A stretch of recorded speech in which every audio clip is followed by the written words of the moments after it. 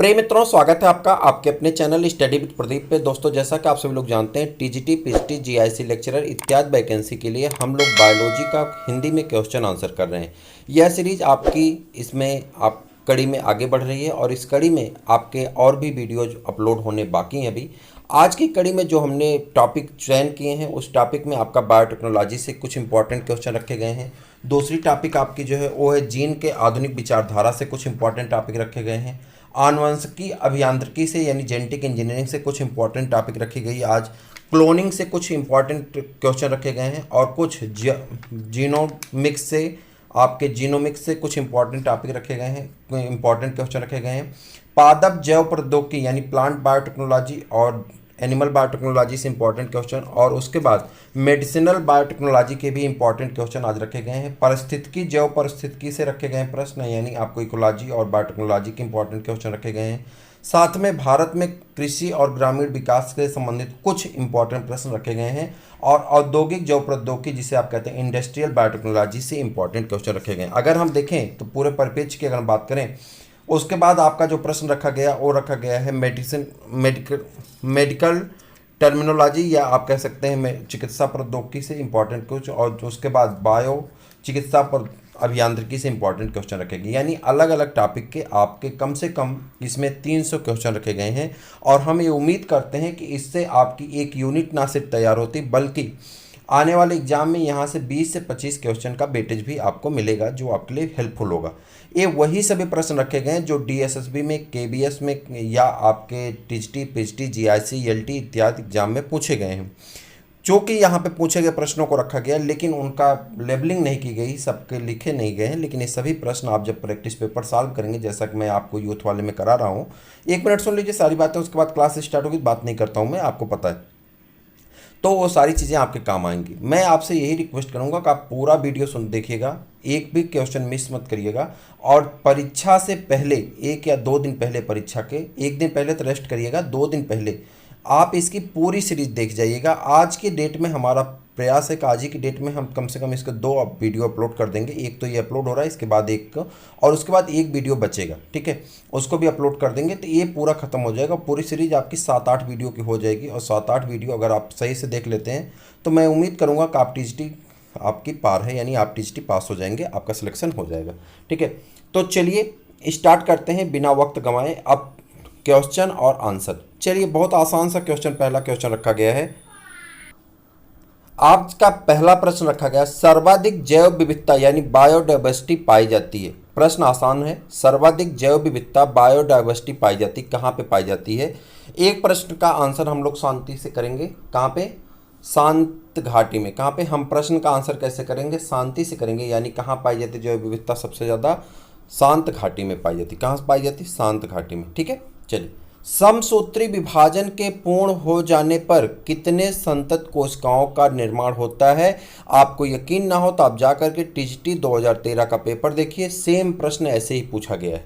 समसूत्री विभाजन के पूर्ण हो जाने पर कितने संतत कोशिकाओं का निर्माण होता है, आपको इसका आंसर करना है। तो आप कहेंगे समसूत्री विभाजन के पूर्ण होने पे 2 संतत कोशिकाओं का निर्माण होता है। आपका आंसर क्या होगा, 2 संतत कोशिकाएं, ठीक है। समसूत्री विभाजन क्या कहते हैं, माइटोसिस कहते हैं, ठीक है। गैमीट की शुद्धता, क्लियर हुआ, गैमीट की शुद्धता का नियम किसका है, प्योरिटी ऑफ गैमीट। मेंडल का सेकंड लॉ क्या है, प्योरिटी ऑफ गैमीट। पहला क्या है, लॉ ऑफ डोमिनेंस, सेकंड है लॉ ऑफ सेग्रीगेशन, या इसी को प्योरिटी ऑफ गैमीट कहते हैं। तो प्योरिटी ऑफ गैमीट यानी गैमीट की शुद्धता किसका नियम है, मेंडल का नियम है, ठीक है। किसका नियम है, मेंडल का नियम। मेंडल ने कितने कैरेक्टर रखे थे, 7 कैरेक्टर रखे थे। प्लांट कौन सा था, तो पी का प्लांट था, जिसे स्वीट पी कहते हैं, ठीक है। मीठी मटर कहा जाता है, पाइसम सेटाइवम उसका साइंटिफिक नेम है, आप पढ़े होंगे, ठीक है। चलिए आगे, वंशानुगत का गुणसूत्र सिद्धांत। वंशानुगत का गुणसूत्र सिद्धांत पहली बार प्रतिपादित किया गया था, 2016 का क्वेश्चन है, आपसे पूछा गया, सीडीएस में भी ये प्रश्न रिपीट हुआ है। तो बताइए, वंशानुगत का गुणसूत्र सिद्धांत पहली बार प्रतिपादित किया था किसने, बताइए, जल्दी बताइए, किसने प्रतिपादित किया था। अब आप कहेंगे 2016 का पेपर होने वाला, आप कह रहे हैं 2016 का पेपर है, तो 2016 में आने वाला पेपर भाई, मान लीजिए मार्गन और हो गया। चले आगे, अगला प्रश्न, अर्धसूत्री विभाजन में गुणसूत्रों की संख्या में कमी। देखिए पांचवा क्वेश्चन है, अर्धसूत्री विभाजन के गुणसूत्रों में, अर्धसूत्री विभाजन में गुणसूत्रों की संख्या में कमी क्या कहलाती है, नीचे दिया गया, बताइए। एनाफेज प्रथम में होती, कहाँ होती, एनाफेज प्रथम में, कहाँ पे होती, एनाफेज प्रथम में होती, ठीक है। आधुनिक आनुवंशिकी के जनक माने जाते हैं, आधुनिक आनुवंशिकी के जनक माने जाते हैं, किसको माना जाता है आधुनिक आनुवंशिकी का जनक, तो आपको बताना होगा आधुनिक आनुवंशिकी का जनक किसे माना जाता है, तो आप कहेंगे किसे माना जाता है, जल्दी से बता दीजिए। आधुनिक आनुवंशिकी का जनक किसे माना जाता है, आंसर करिए। आप कहेंगे बेटसन को, किसे माना जाता है, बेटसन को माना जाता है, ठीक है। किसको माना जाता है, बेटसन को। जनन द्रव्य संरक्षण के लिए प्रयुक्त होता है, जनन द्रव्य संरक्षण के लिए प्रयुक्त होता है क्या, द्रव नाइट्रोजन -196 डिग्री सेंटीग्रेड पे रखा रहता है। पालन को या इसको नाइट्रोजन को रखा रहता है -196 डिग्री नाइट्रोजन मतलब टेम्परेचर पे इसको रखा जाता है द्रव नाइट्रोजन का। आप देखे होंगे को स्पर्म लेकर के आते हैं डॉक्टर लोग जो आर्टिफिशियल इंसेमिनेशन के लिए पशुओं को लगाते हैं, आप देखे होंगे शायद। तो एक बाटल होता है, उस बाटल में जो नाइट्रोजन रखा जाता है वो क्या रखा होता है, द्रव नाइट्रोजन होता है। और तापमान कभी कभी पूछा जाता है उसका कितना होता है, तो -196 डिग्री सेंटीग्रेड। क्लियर है, चले। जीवाणुओं में जनन की सबसे सामान्य विधि होती है, जीवाणुओं में जनन की सबसे सामान्य विधि कौन सी होती है, तो आप कहेंगे मुकुलन होती है। सबसे सामान्य विधि कौन सी होती है, मुकुलन होती है। डीएनए की संरचना क्षारक युग्मन द्वारा जुड़ी होती है, निम्न में से कौन सा युगल डीएनए में उपस्थित होता है। फिर से देखते हैं, डीएनए में की संरचना क्षारक युग्मन द्वारा जुड़ी होती है, निम्न में से कौन सा युगल डीएनए में उपस्थित होता है। डीएनए में पाए जाने वाले युगल के बारे में आपको बताना है, तो डीएनए में क्या पाया जाता है यहाँ पे, तो आपको बताना आंसर कौन सा सही होगा। 9 का आंसर आपको करना होगा ग्वानिन और साइटोसिन, ग्वानिन और साइटोसिन। सही युग्म बताना, ग्वानिन किसके साथ जुड़ता है, साइटोसिन किसके साथ जुड़ता है, ग्वानिन के साथ, या ग्वानिन किसके साथ जुड़ता है, साइटोसिन के साथ। एडेनिन किसके साथ जुड़ता है, थाइमिन के साथ। तो एडेनिन थाइमिन का कहीं पे आप कॉम्बिनेशन नहीं देख पा रहे हैं, तो आपका आंसर क्या हो जाएगा, ग्वानिन और साइटोसिन, ट्रिपल हाइड्रोजन बंध से जुड़ते हैं। डीएनए में शर्करा होती है, डीएनए में शर्करा कौन सी होती है, तो आप कहेंगे राइबोस शर्करा पाई जाती है। क्या कहते हैं, राइबो, डी ऑक्सी राइबोस शर्करा होती है। कौन सी शर्करा होती है, तो राइबोस जो है उसमें वो शर्करा को इंडिकेट करता है। पेंटोस शुगर होता है, क्या होता है, पेंटोस शुगर होता है, ठीक है। न्यूक्लियस की खोज की थी, न्यूक्लियस की खोज किसने की थी, रॉबर्ट ब्राउन ने की थी 1831 ईस्वी में। कब की थी, 1831 ईस्वी में रॉबर्ट ब्राउन ने की थी। न्यूक्लियस की खोज 1831 ईस्वी में किसने की थी, रॉबर्ट ब्राउन ने की थी, ठीक है। तो आंसर कौन सा, एक सेकेंड, आंसर कौन सा हो जाएगा, रॉबर्ट ब्राउन, ठीक है। न्यूक्लियोटाइड होता है, न्यूक्लियोटाइड क्या होता है, आपको ये आंसर करना है। न्यूक्लियोटाइड होता है, जल्दी बता दीजिए, क्षार, शर्करा और फास्फेट। क्या होता है, क्षार होता है, नाइट्रोजनस क्षार पाए जाते हैं, पेंटोस शुगर पाई जाती है, और क्या होता है, फास्फेट ग्रुप होता है। क्षार, शर्करा और क्या होता है, पेंटोस फास्फेट होते हैं, तो ये जो मिल करके क्या बनाते हैं, न्यूक्लियोटाइड बनाते हैं। डीएनए दुगुड़न संरचना की खोज किसने की थी, यानी दुगुड़ित द्विकुंडली डीएनए, जिसे आप क्या कहते हैं, double helical model of DNA, संरचना की खोज किसने की थी, वाटसन और क्रिक ने। किसने की थी, वाटसन और क्रिक ने। इन्हें इसके लिए नोबेल प्राइज भी दिया गया था। कब किए थे, तो आप कमेंट करके बताइए। किसी प्राणी के 1953, ठीक है, किसी प्राणी के बाह्य शारीरिक लक्षण क्या कहलाते हैं, कह रहा किसी प्राणी का अगर बाहर से उसका शारीरिक लक्षण देख करके आपको कुछ बताना हो तो उसको क्या कहते हैं, जैसे मार्फोलॉजी देख करके आप उसके बारे में कुछ बताएं तो उसे क्या कहते हैं, फिनोटाइप कहते हैं। क्या कहते हैं, फिनोटाइप। और जो कैरेक्टर जीन पे होते हैं, पीढ़ी तो पीढ़ी चलते हैं, उन्हें क्या कहते हैं, जीनोटाइप कहते हैं, ठीक है। एक पीढ़ी से दूसरे पीढ़ी में आनुवंशिक गुण को ले जाते हैं या गुण जाते हैं, कैसे जाते हैं, किसके माध्यम से जाते हैं, ये आपको बताना है। क्रोमोसोम के माध्यम से जाते हैं। चूंकि यहाँ पे जीन नहीं लिखा गया था, हम लोग किसको बताएंगे, क्रोमोसोम बताएंगे, ठीक है। निम्नलिखित में से कौन सा कार्य जैव प्रौद्योगिकी की श्रेणी में आता है, कह कौन ऐसा काम है जो जैव प्रौद्योगिकी की श्रेणी में आता है। तो आपके 4 ऑप्शन दिए गए हैं, मैं डायरेक्ट आंसर आपको बताऊंगा। तो आपका हो जाएगा औद्योगिक प्रक्रम में जीवधारियों अथवा उनसे प्राप्त पदार्थों का उपयोग, ठीक है। औद्योगिक प्रक्रमों में जीवधारियों अथवा उनसे प्राप्त पदार्थों का उपयोग। चलिए आगे आ जाते हैं। अगला प्रश्न आपका है, 50 प्रश्न के बाद मैं आपको एक विशेष सूचना देने वाला हूं जो आपके लिए बहुत इंपॉर्टेंट है। आप पूरा वीडियो, पहले बात तो आप पूरा वीडियो देखिएगा, लेकिन सूचना आप 50 क्वेश्चन के बाद सुनेंगे, ठीक है। चलिए, उद्योगों में निम्नलिखित सूक्ष्म जीवों में से कौन सा एक सर्वाधिक रूप से प्रयुक्त होता है? उद्योगों में निम्नलिखित सूक्ष्म जीवों में से कौन सर्वाधिक मात्रा में प्रयुक्त होता है या सबसे ज़्यादा प्रयोग में लाया जाता है? आप कहेंगे जीवाणु, सूक्ष्म शैवाल और कवक। कौन? जीवाणु, सूक्ष्म शैवाल और कवक। भारत में जैव प्रौद्योगिकी विभाग की स्थापना की गई थी। ये आपके 2016 का प्रश्न है, यानी 2016 में आने वाला प्रश्न है, ठीक है। 2016 पेपर नहीं है, 31 जुलाई को है। एडमिट कार्ड आप डाउनलोड कर सकते हैं जाकर के, ठीक है। साइट पे एडमिट कार्ड डाउनलोड होना शुरू हो गया है। तो आपका ये 2016 में आने वाला प्रश्न है, आप देख लीजिएगा। भारत में जैव प्रौद्योगिकी विभाग की स्थापना हुई थी, जल्दी बताइए, भारत में जैव प्रौद्योगिकी विभाग की स्थापना कब हुई थी? 1986 में। कब हुई थी? 1986 में, ठीक है। जैव प्रौद्योगिकी विभाग किस मंत्रालय के अधीन काम करता है, यानी किस मंत्रालय के अंतर्गत जैव प्रौद्योगिकी विभाग आपका काम करता है? आप आंसर बताएंगे किस मंत्रालय के अंतर्गत? विज्ञान एवं प्रौद्योगिकी मंत्रालय के अंतर्गत। किसके? विज्ञान और प्रौद्योगिकी मंत्रालय के अंतर्गत। भारत का पहला जैव प्रौद्योगिकी जिला कौन सा है? प्रश्न देखिए, भारत का पहला जैव प्रौद्योगिकी जिला कौन सा है? तो आपका आंसर एकदम सही, एर्नाकुलम। कौन सा? एर्नाकुलम, बहुत सही। चलिए, अर्धसूत्री विभाजन पाया जाता है, अर्धसूत्री विभाजन पाया जाता है, ऑप्शन आपके सामने है। अर्धसूत्री विभाजन पाया जाता है, जल्दी बता दीजिए किस में पाया जाता है? पत्ती में, तने में, मूलाग्र में, तरुण पुष्प कलिकाओं में। तो आपका आंसर कहाँ पर होगा? 21 का क्या होगा? डी, ठीक। कोशिका का नियंत्रण कक्ष किसे कहते हैं? कोशिका का नियंत्रण कक्ष किसे कहा जाता है? आपको ये बताना होगा, कोशिका का नियंत्रण कक्ष किसे कहा जाता है? जल्दी बता दीजिए। तो आप कहेंगे कोशिका द्रव्य को। किसको कहा जाता है? कोशिका द्रव्य को कहा जाता है। किस? एक मिनट सॉरी, पूछ रहा, कोशिका का नियंत्रण कक्ष किसे कहते हैं? तो केंद्रक को कहते हैं। नियंत्रण कक्ष किसे कहते हैं? केंद्रक को कहते हैं, द्रव्य को नहीं, केंद्रक को कहते हैं, ठीक है। चलिए आगे बढ़ जाते हैं। साइटोकाइनेसिस में किसका विभाजन होता है? आपको बताना, साइटोकाइनेसिस में किसका विभाजन होता है? तो किसका होगा? जल्दी बता दीजिए। कोशिका द्रव्य का होगा। कैरियोकाइनेसिस, न्यूक्लियर डिवीजन, साइटोकाइनेसिस, कोशिका द्रव्य का डिवीजन। केंद्रक का विभाजन क्या कहलाता है? केंद्रक का विभाजन कहलाता है कैरियोकाइनेसिस, यानी ऑप्शन नंबर बी आपका क्या हो जाएगा? सही हो जाता है। कौन सा? Option number B. चलिए, काइजमा अर्धसूत्री विभाजन कोशिका में किस अवस्था में बनता है? बताइए। काजमा का फॉर्मेशन, काजमेटा का फॉर्मेशन कहाँ होता है?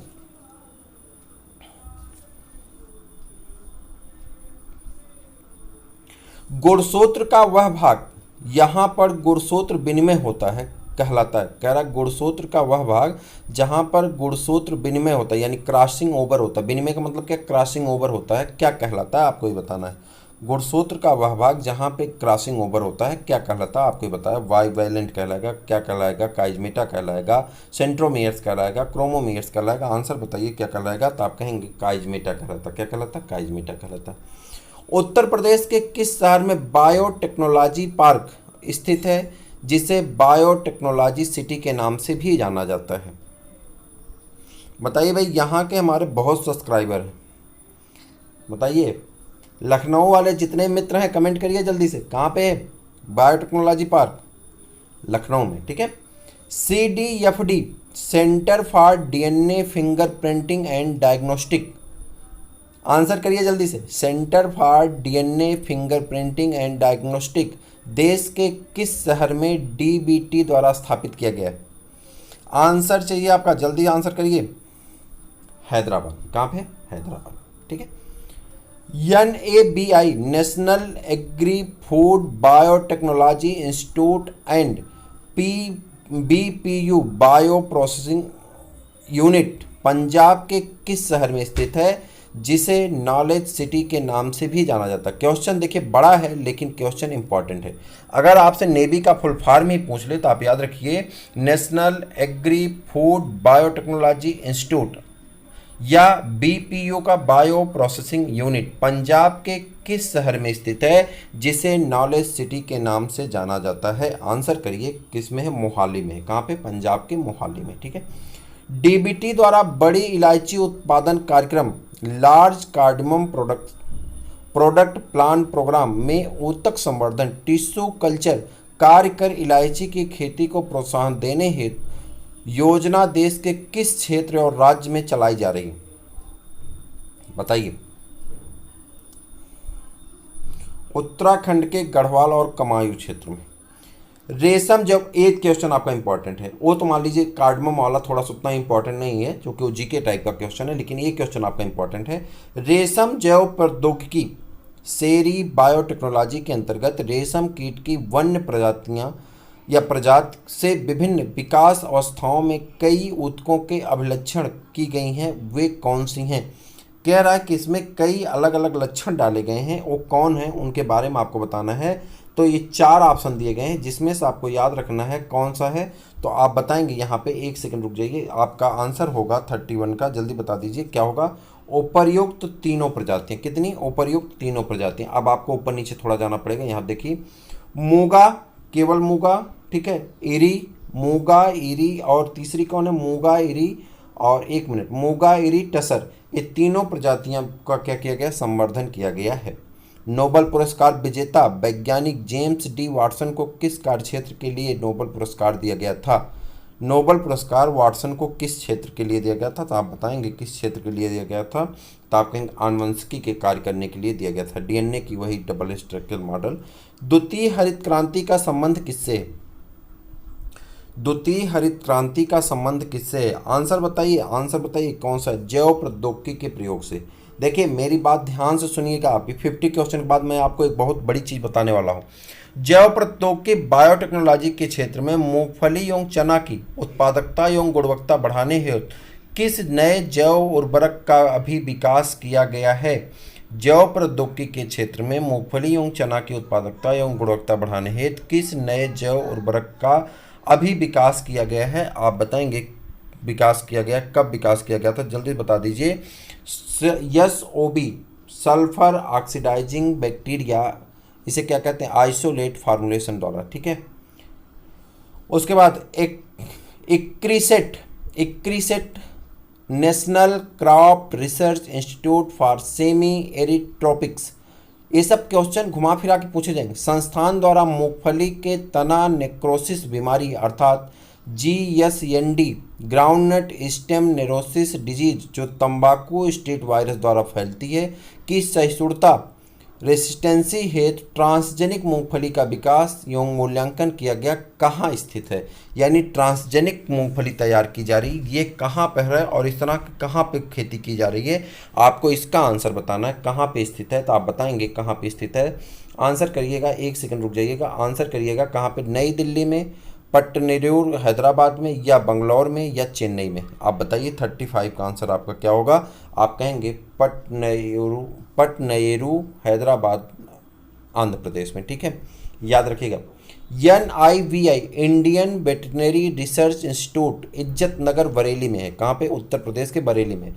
IVRI, Indian veterinary research institute, इज्जत नगर बरेली में है, द्वारा कौन सी प्रोटीन बाहुल्य चारा और अप्रचलित नॉन कन्वेंशियल आयल केक पशु आहार हेतु विकसित किया गया है, जो मुख्य एग्रो फॉरेस्ट्री पर आधारित है?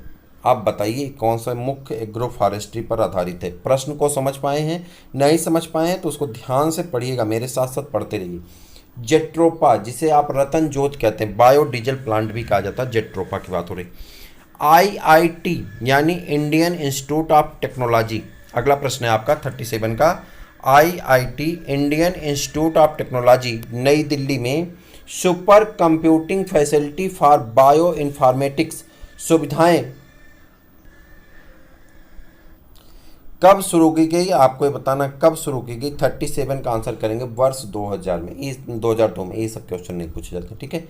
बायोटेक्नोलॉजी विभाग GOI के अंतर्गत BTIS net biotechnology information system कब से कार्यरत है? यही याद रखिएगा, बायोटेक्नोलॉजी इंफॉर्मेशन सिस्टम कब से कार्यरत है, जो विश्व की मुख्य विस्तारित वैज्ञानिक नेटवर्क है? बताइए कब से? 1986 से 87 से, ठीक है, 1986 से 87 से। अब इसके बाद मैं आपको एक इम्पॉर्टेंट बात बता दूं, चूँकि चैप्टर हमारा बदल गया, जीन की आधुनिक विचारधारा, ठीक है, 50 क्वेश्चन पे बताने वाले थे, आप कहीं बता दें। आपको यहाँ बता दूं कि आपका 18 तारीख को पीजीटी का 17 और 18 को है पीजीटी का एग्ज़ाम है। उसके बाद एक सप्ताह आप आराम से रेस्ट करिए। 25 अगस्त से आपकी classes TGT, PGT, LT, GIC सबके लिए चलेगी, लेकिन इसका मुख्य उद्देश्य होगा जीआईसी मेंस। जो जीआईसी मेंस का सिलेबस रखा गया है वही सिलेबस हमारा टीजीटी का है, पीजीटी का है, एलटी का है, जीआईसी का, सबका है। ठीक है, तो जीआईसी मेंस को हम लोग डिस्क्रिप्टिव क्लास के माध्यम से पढ़ेंगे। पूरी प्रॉपर क्लास लेके हम आ रहे हैं, वो भी फ्री में, वो भी फ्री में। उसमें कुछ चीज़ें होंगी, जैसे नोट्स के लिए जो लोग नोट्स डाउनलोड करेंगे तो उनको तो मुफ्त रहेगा, लेकिन जो नोट्स मंगाएंगे उसके लिए उनको पैसा अपना देना पड़ेगा। तो नोट्स डाउनलोड करने के लिए आपको टेलीग्राम पे दे दिया जाएगा, वहाँ से आप डाउनलोड करेंगे, आपको मुफ्त रहेगा। टीजीटी, पीजीटी, जीआईसी लेक्चरर, ठीक है, एलटी ग्रेड, इन सभी के लिए हमारा मानना है कि एलटी ग्रेड की वैकेंसी सितंबर तक आ जाएगी। अगस्त लास्ट तक उम्मीद की जा रही है, लेकिन सितंबर तक आ जाएगी पक्का। अगर आपकी वैकेंसी एलटी ग्रेड की आती है तो उस वैकेंसी की प्रॉपर क्लास हम लोग करेंगे। आपको मैंने हर बार बताया, इस बार भी बता दे रहे हैं कि हम क्लास को पूरी तरह से सेट करके चलाने वाले थे, लेकिन समस्या सिर्फ लॉकडाउन बनी, जिसकी वजह से आपकी क्लास प्रॉपर नहीं चल पाई। आज हमारा मेन उद्देश्य है कि एन केन प्रकारेण किसी प्रकार से हमें अपने परीक्षा को पास करना है। इसके लिए हम उन किताबों का चयन कर रहे हैं जिन किताबों में आपके प्रैक्टिस पेपर दिए गए हैं। उन किताबों को हम ढूंढ करके मार्केट से ला रहे हैं, जहां से हम आसानी से आपको बता सकें, सारे क्वेश्चन करा सकें। वह हम हिंदी में भी करा रहे हैं, इंग्लिश में भी करा रहे हैं। हमने यूथ पब्लिकेशन में आपका, अगर हम जूलॉजी वाले पोर्शन की बात करें तो डाइजेस्टिव सिस्टम तक का हम सारा आपको करा दिए हैं। आज आपका रिस्पायरेटरी सिस्टम या सर्कुलेटरी सिस्टम जो भी आगे होगा उसको आगे बढ़ जाएगा, यानी 1 से 2 दिन में पूरी जूलॉजी खत्म हो जाएगी। बॉटनी में हम आपके लिए कहाँ तक करवा दिए तो आप कहेंगे फंजाई तक कंप्लीट हो गया है। आगे हमको बढ़ना है algae, bryophyta, pteridophyta, gymnosperm, angiosperm, उसके बाद आपको फैमिली में इंटर करना है और चल रहा है। दूसरी तरफ हम सुपर ऑब्जेक्टिव क्लास, अगर एनसीईआरटी बेस्ड पे कोई क्वेश्चन आए तो भी हमारा गलत ना हो, उसके लिए हम आपको एनसीईआरटी बेस्ड पे भी क्वेश्चन करा रहे हैं। अब देखिए, कम समय में हमको ज़्यादा करना है, इसलिए हम सब कुछ कर रहे हैं। इस चीज़ से ना तो आपको संतुष्टि ना तो मुझे संतुष्टि। संतुष्टि तब आएगी जब क्लास हम लोग करेंगे, और क्लास प्रॉपर वे में इतना बेहतर करेंगे कि सिलेक्शन 100% निश्चित रहेगा। ठीक है, चलिए चैनल पे बने रहिए, अपने दोस्तों को भी जोड़िए, सब कुछ फ्री है। हाँ, मैटर जब आपको भेजा जाएगा तो भेजने का पैसा लगता है। जैसे मान लीजिए उसको हम बाइंडिंग करा कर आपको भेजेंगे तो बाइंडिंग का पैसा या ट्रांसपोर्ट का पैसा लगेगा, तो उसका पैसा आपको देना पड़ेगा, वरना आप डाउनलोड करेंगे तो भी आपके लिए मुफ्त रहेगा। ठीक है, चलिए आप बात नहीं करेंगे, कोशिश करेंगे पूरा चैप्टर को लगातार करते रहेंगे। ये इंपॉर्टेंट सूचना थी जो आपको बताना था। ठीक है, जीन की आधुनिक विचारधारा, जीन की आधुनिक विचारधारा से इंपॉर्टेंट क्वेश्चन करेंगे। यहाँ से प्रश्न पूछे गए, देखिए जितने यूपी पीसीएस लिखे गए ना, एक्चुअली में यूपी पीसीएस नहीं है, यूपी पीसीएस या बी पीसीएस जो लिखे गए ना, एम पीसीएस, ये यूपी पीसीएस में नहीं, कभी ऐसा प्रश्न नहीं आता। ये प्रश्न किसका होता है ना, जीआईसी का चाहे एलटी का होता है। ठीक है, तो वो प्रश्न यहाँ पे है। ठीक है, डॉक्टर हरगोविंद खुराना, चलिए आगे बढ़ते हैं। डॉक्टर हरगोविंद खुराना को किस कार्य के लिए नोबेल पुरस्कार दिया गया था? मैंने कई बार आपको बताया, आज फिर बता दे रहे हैं, जल्दी बताइए तो आप तुरंत बता देंगे किसके कारण दिया गया था। बताइए, हरगोविंद खुराना आपके देश के वैज्ञानिक थे।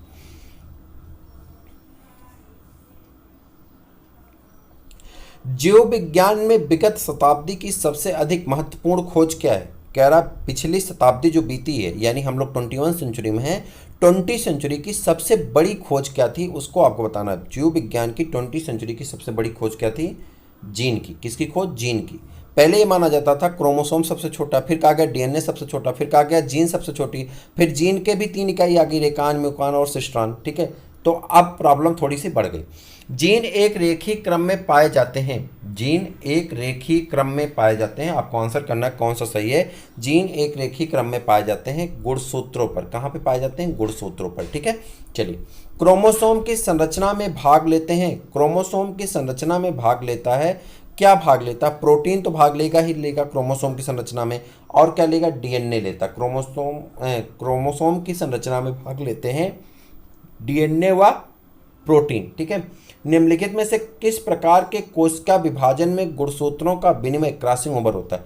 निम्नलिखित में से किस प्रकार की कोशिका विभाजन में गुणसूत्रों का क्रॉसिंग ओवर यानी विनिमय होता है? अब आपको बताना है कहाँ पे क्रॉसिंग ओवर होता है, अर्धसूत्री में, समसूत्री में, असूत्री में। जल्दी बताइए, कोशिका विभाजन कितने प्रकार के होते हैं, पहले यही बता दीजिए।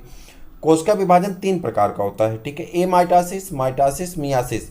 ए माइटोसिस जो होती है ये बैक्टीरिया में पाई जाती है। ठीक है, माइटोसिस और मियासिस आप जानते हैं यूकैरियोटिक सेल का लक्षण है। वायरस में आनुवंशिक पदार्थ हो सकता है। वायरस में आनुवंशिक पदार्थ क्या होता है? वायरस क्या, connecting link between living and non living, और कनेक्टिंग लिंक का वीडियो हमने आपको प्रोवाइड कराया है डबल डोज में। वायरस में आनुवंशिक पदार्थ हो सकता है, क्या हो सकता है आपको बताना है, क्या हो सकता है आनुवंशिक पदार्थ? डीएनए अथवा आरएनए। क्या हो सकता है? डीएनए अथवा आरएनए। किसी एक डीएनए वायरस का नाम बताइए जिसमें डीएनए पाया जाता हो और वो वायरस हो। ऐसे किसी वायरस का नाम बताइए जिसमें डीएनए पाया जाता हो। वायरस का नाम बताना है जिसमें डीएनए पाया जाता है।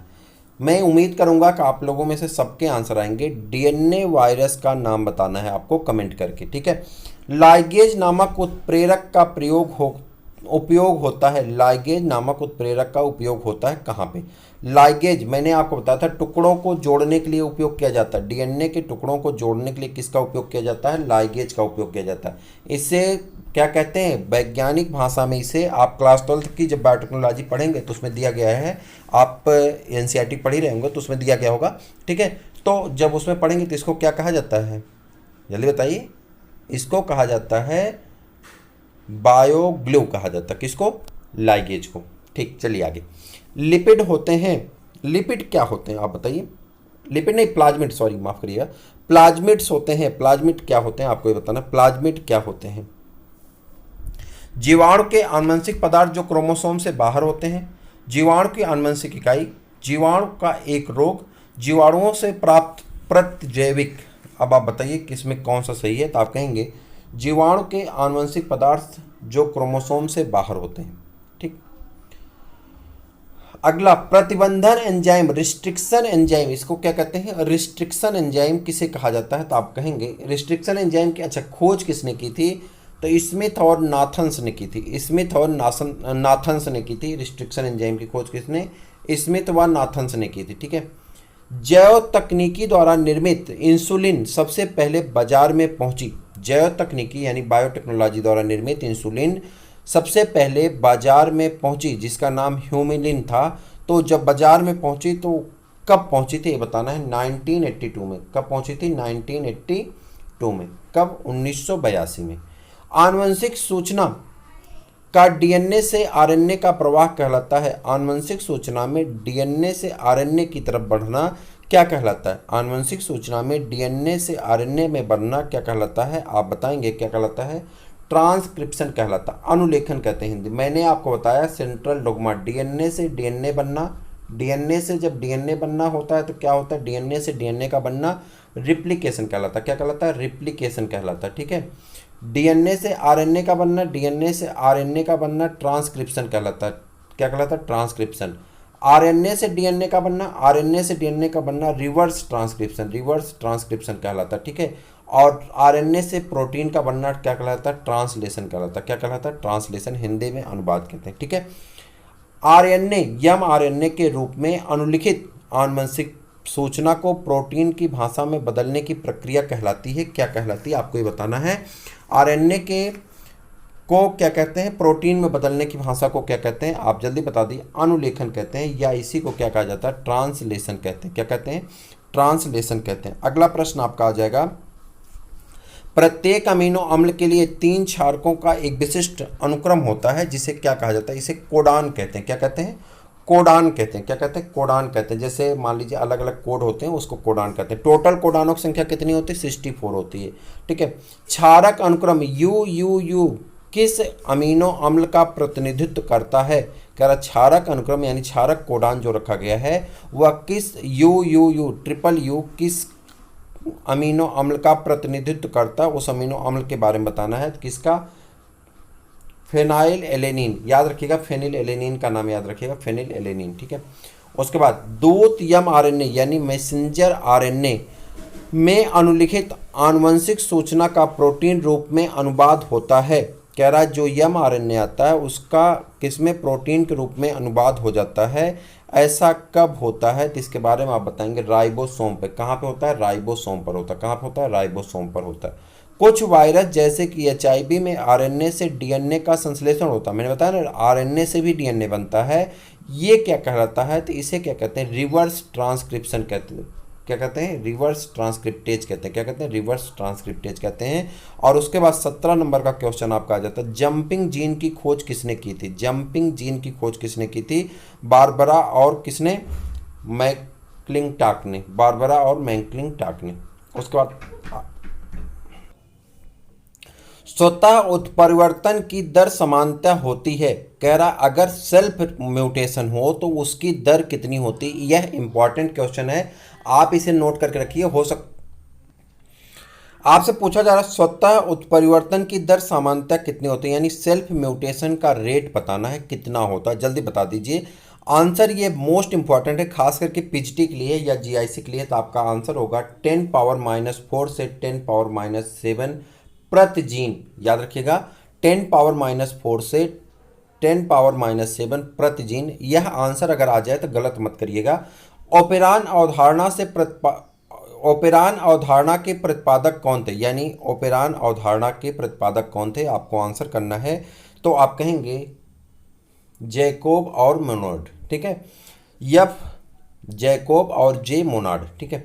किसी जीव में उपस्थित आनुवंशिक विविधता का मूल स्रोत होता है, ध्यान सुनिएगा, किसी जीव में उपस्थित आनुवंशिक विविधता का मूल स्रोत क्या होता है, आपको बताना। किसी जीव में उपस्थित आनुवंशिक विविधता का मूल स्रोत होता है, आपको आंसर करना है क्या होता है, उत्परिवर्तन। क्या होता है, उत्परिवर्तन, ठीक है। प्रोटीन संश्लेषण का सही क्रम क्या है, प्रोटीन संश्लेषण का सही क्रम क्या है, आपको बताना। प्रोटीन संश्लेषण का सही क्रम क्या है, आप इसके बारे में बता दी। प्रोटीन संश्लेषण का सही क्रम क्या, 21 का। तो आप कहेंगे डीएनए से आरएनए, आरएनए से क्या बनेगा, आरएनए से एमआरएनए, एमआरएनए से प्रोटीन। अब यहाँ देखिए क्या दिया गया है, ठीक है। अब आपको ऑप्शन चूज करना, ऑप्शन के अकॉर्डिंग बताना होगा, जल्दी बताइए। तो डीएनए से क्या बनेगा, डीएनए से आरएनए बनेगा, आरएनए से अमीनो अम्ल, अमीनो अम्ल से क्या बन जाएगा, प्रोटीन बन जाएगा। क्या बन जाएगा, प्रोटीन बन जाएगा। पौधों में जेनेटिक इंजीनियरिंग से अभिप्राय है, पौधों में जेनेटिक इंजीनियरिंग से अभिप्राय है, किसका अभिप्राय है, आप बताएंगे। किसी एक जीव से किसी एक जीन को दूसरे जीन पौधे के डीएनए रिकम्बिनेशन तकनीकी द्वारा स्थानांतरित किया जाना, एक जीन को उसी पौधे में स्थानांतरित करना, उपयुक्त दोनों, उपयुक्त में से कोई नहीं। आपको आंसर करना है कौन सा सही है। तो आप कहेंगे किसी एक जीव से किसी एक जीन के दूसरे डीएनए में रिकम्बिनेंट करा के स्थानांतरित करना, ठीक है। वैज्ञानिकों ने किस मास्टर जीन की खोज की है जो अनेक कैंसरों के लिए जिम्मेदार है, कह रहा वैज्ञानिकों ने किस ऐसे मास्टर जीन की खोज की है जो अनेक कैंसर के लिए क्या है, जिम्मेदार है। तो आपको इसका आंसर बताना होगा। इसका आंसर देखिए यहाँ पे मिट गया है, आपको बताना है उसका नाम क्या है, UTX है। क्या है, UTX। तो उसको ऐसे लिख सकते हैं UT और क्या है, X, ठीक है। या यू से ऐसे लिख सकते हैं एक मिनट, UT और X, UTX। ये है आपका आंसर।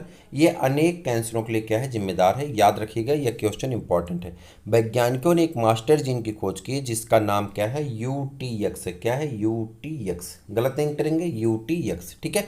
चलिए अगला प्रश्न, हमारा अगला चैप्टर जो है जिससे हम इंपॉर्टेंट प्रश्न रखें यहाँ पे, वो है आनुवंशिक अभियांत्रिकी। क्या है, आनुवंशिक अभियांत्रिकी, जिसे आप कहते हैं जेनेटिक इंजीनियरिंग। किससे रखा गया, जेनेटिक इंजीनियरिंग से इंपॉर्टेंट क्वेश्चन रखे गए हैं और हम उम्मीद करेंगे कि आप सभी इंपॉर्टेंट क्वेश्चनों का आंसर दे पाएंगे। तो जेनेटिक इंजीनियरिंग का चलिए क्वेश्चन करते हैं। विषाणु आप यानी वायराइड, वायराइड को क्या कहते हैं, विषाणु के संदर्भ में निम्नलिखित में से कौन सा सही है, यानी वायराइड के संदर्भ में क्या सही है, आपको बताना है।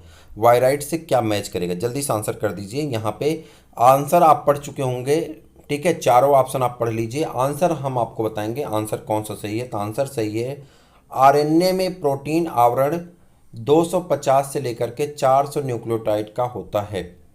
जीनी अभियांत्रिकी शब्द का प्रयोग सर्वप्रथम किसने किया था, जीनी अभियांत्रिकी यानी जीनी अभियांत्रिकी शब्द का प्रयोग सर्वप्रथम किसने किया था, आपसे आंसर पूछा जा रहा है।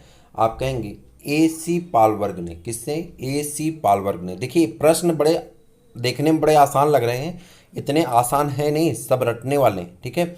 ऐसे जीन जो जीवाणुओं में प्रतिजैविक प्रतिरोध प्रदान करते हैं स्थित होते हैं। ऐसे जीन जो जीवाणुओं में प्रतिजैविक प्रतिरोध प्रदान करते हैं स्थित होते हैं कहाँ पे? आपको ये बताना स्थित होते हैं कहाँ पे स्थित होते हैं। आप कहेंगे प्लाज्मिड पर। कहाँ पे? प्लाज्मिड पर। कहाँ पे स्थित होते हैं? प्लाज्मिड पर, ठीक है।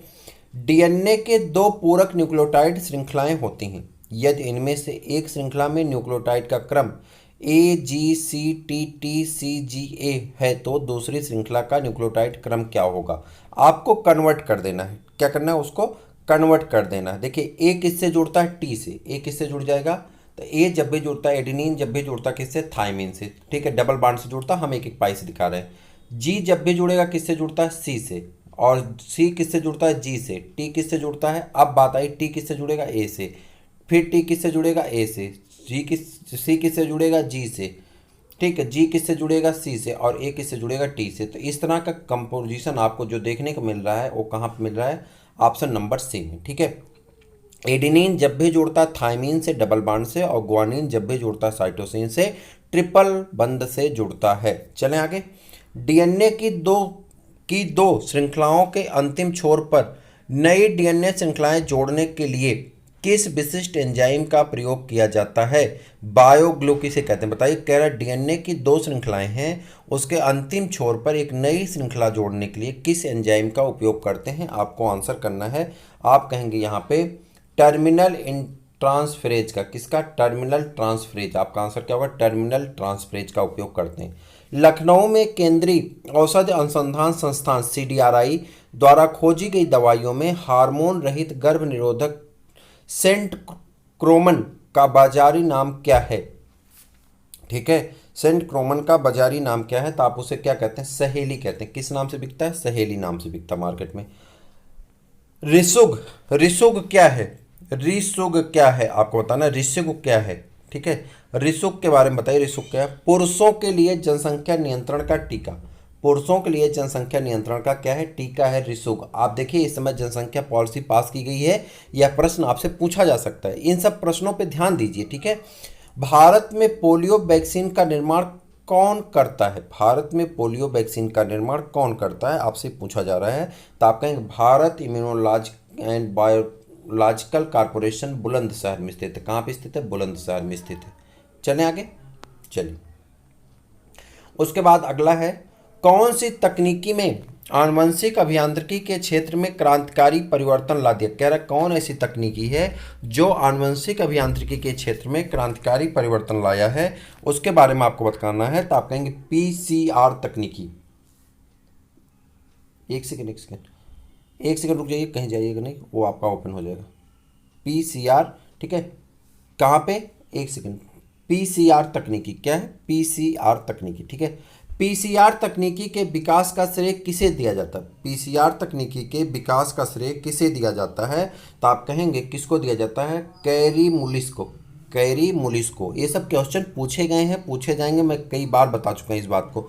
आनुवंशिक अभियंत्रण में निम्नलिखित प्रभावों पर विचार कीजिए। कह रहा है आनुवंशिक अभियंत्रण में निम्नलिखित पर क्या करना है? विचार आपको करना है, और इसका आंसर देना क्या होगा?